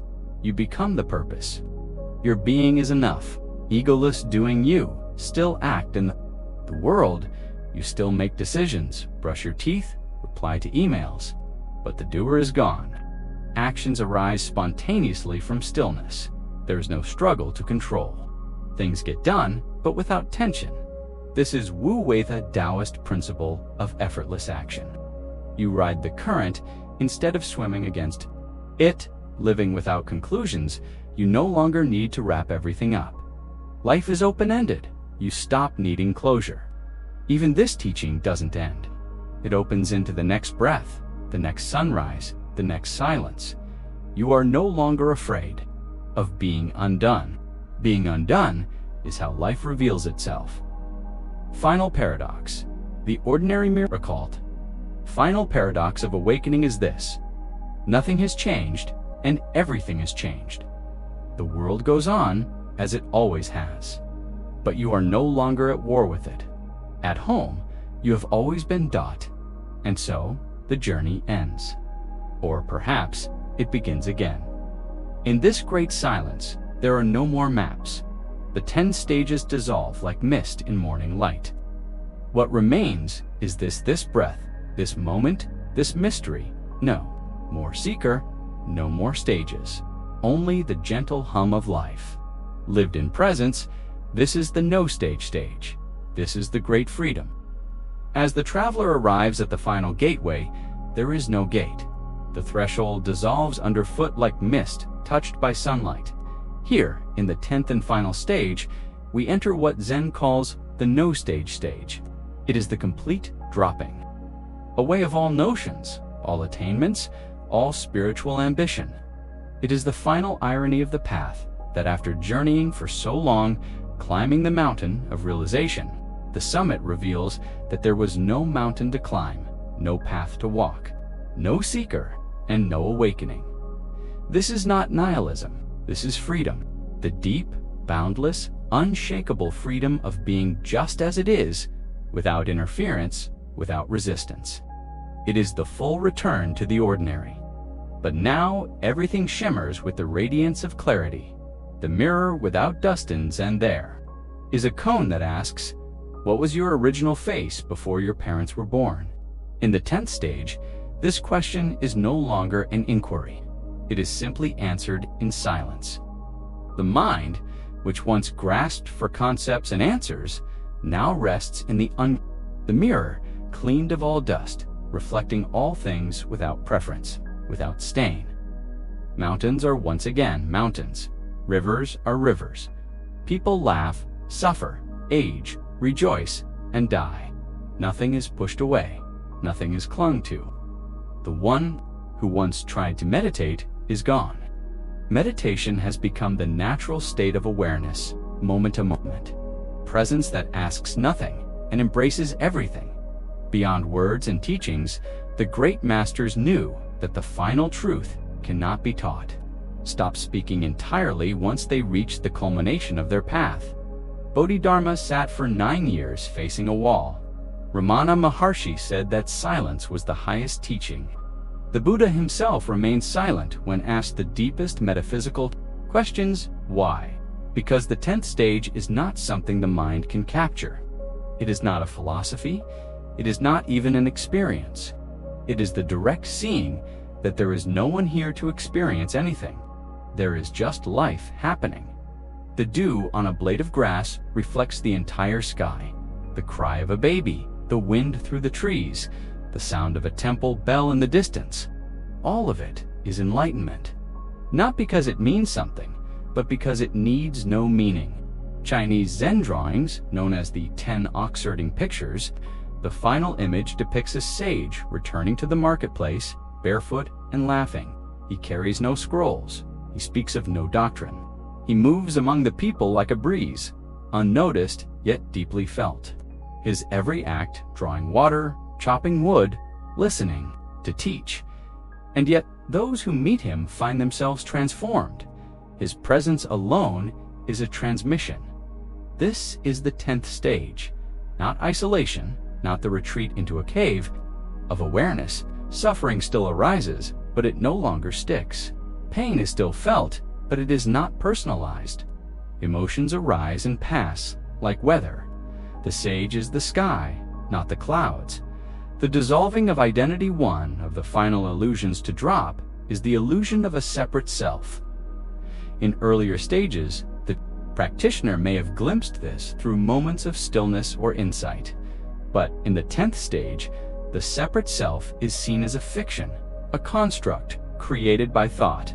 Without a self, what remains? Just presence, just awareness, just the luminous field of now hearing, seeing, breathing, sensing. The body functions, thoughts arise, words are spoken, actions occur, but none of it belongs to anyone. It is all just the spontaneous unfolding of life. This freedom is not something to be attained. It was always here, hidden behind the veil of seeking dot. No fear, no hope. The sage of the 10th stage has no fear. Not because they are heroic, but because there is no one left to be afraid. Upon the illusion of someone who lives, hope too has vanished. Not because the sage is pessimistic, but because hope is no longer needed.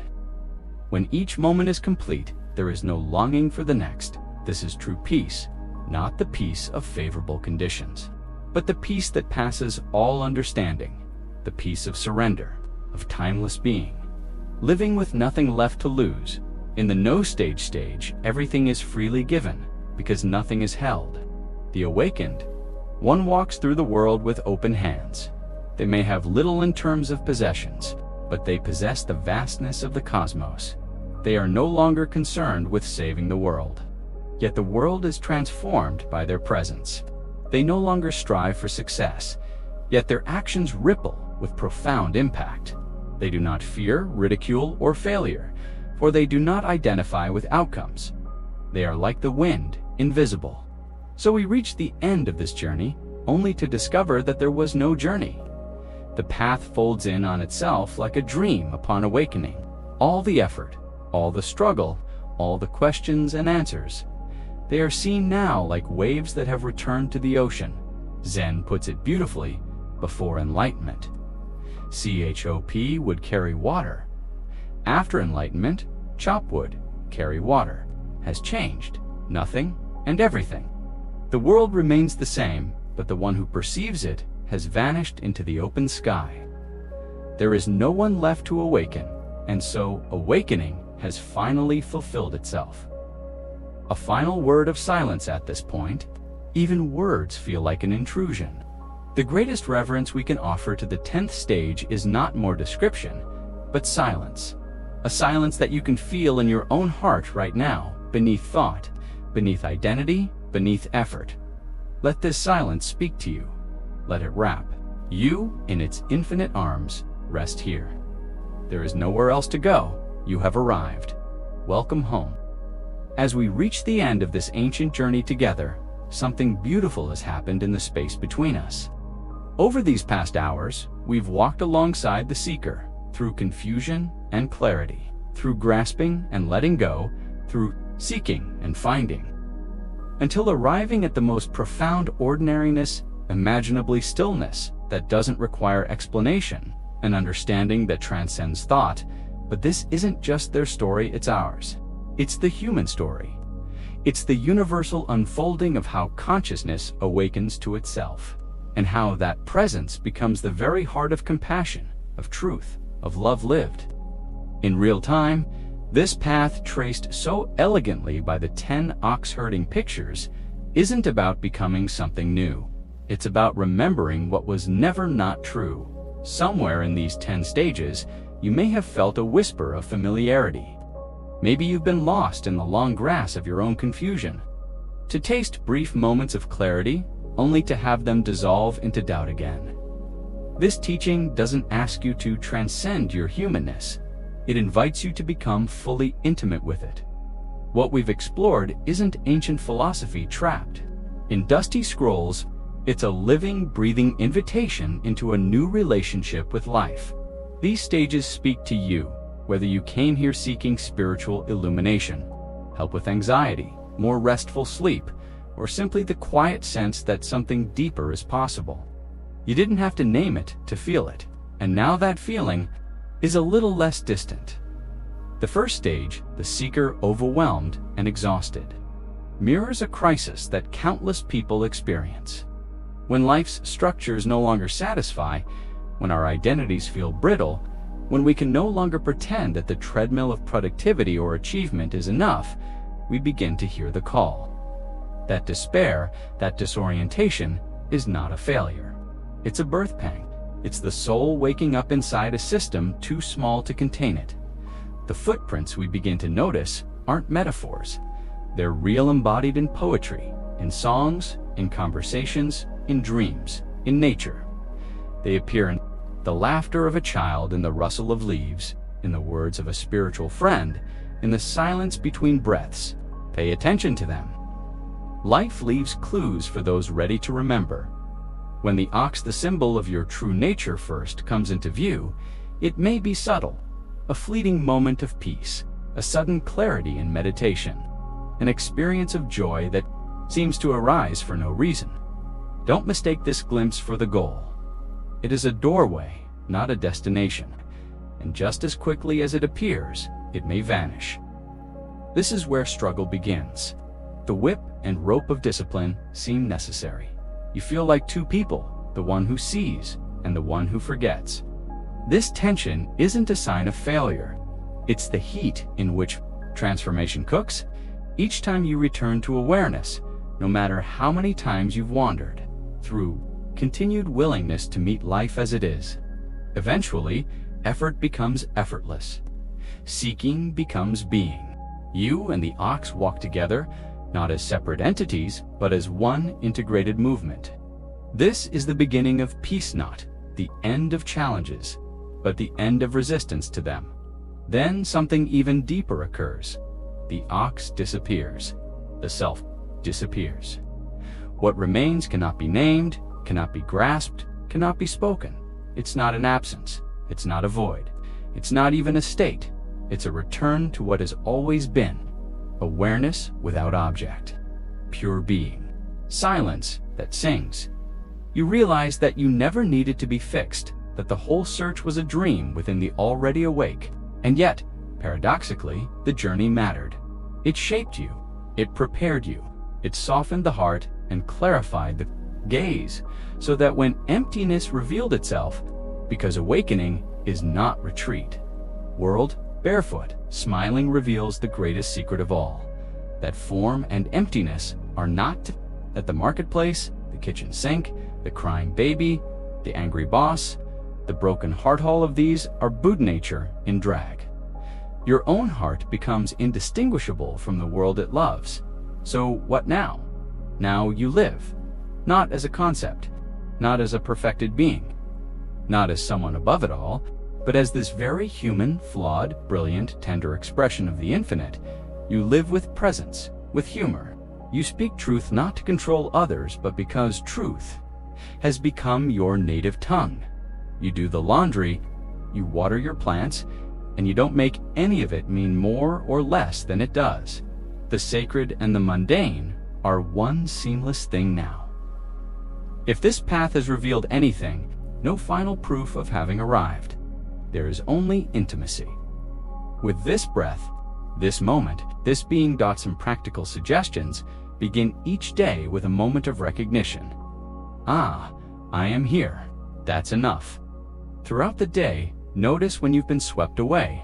Gently return. No drama, just return when pain arises. Offer space. Ask, can this be here too? Love fiercely. Rest often. Trust that life knows what it's doing, even when you don't. Remember that none of this is about becoming perfect. It's about becoming whole. Wholeness includes imperfection, includes contradiction, includes you exactly as you are. The Buddha said, what you are looking for is what is looking. You are the path and the traveler, the gate and the key, the seeker and the found, the silence and the song. So as we close, already whole. Journey continues. Of course it does. But now you walk it differently, not trying to escape the world. For listening, for opening, for remembering. Sweet dreams, fellow traveler. Rest in the peace that has always been here. We begin again tomorrow, not because something is missing,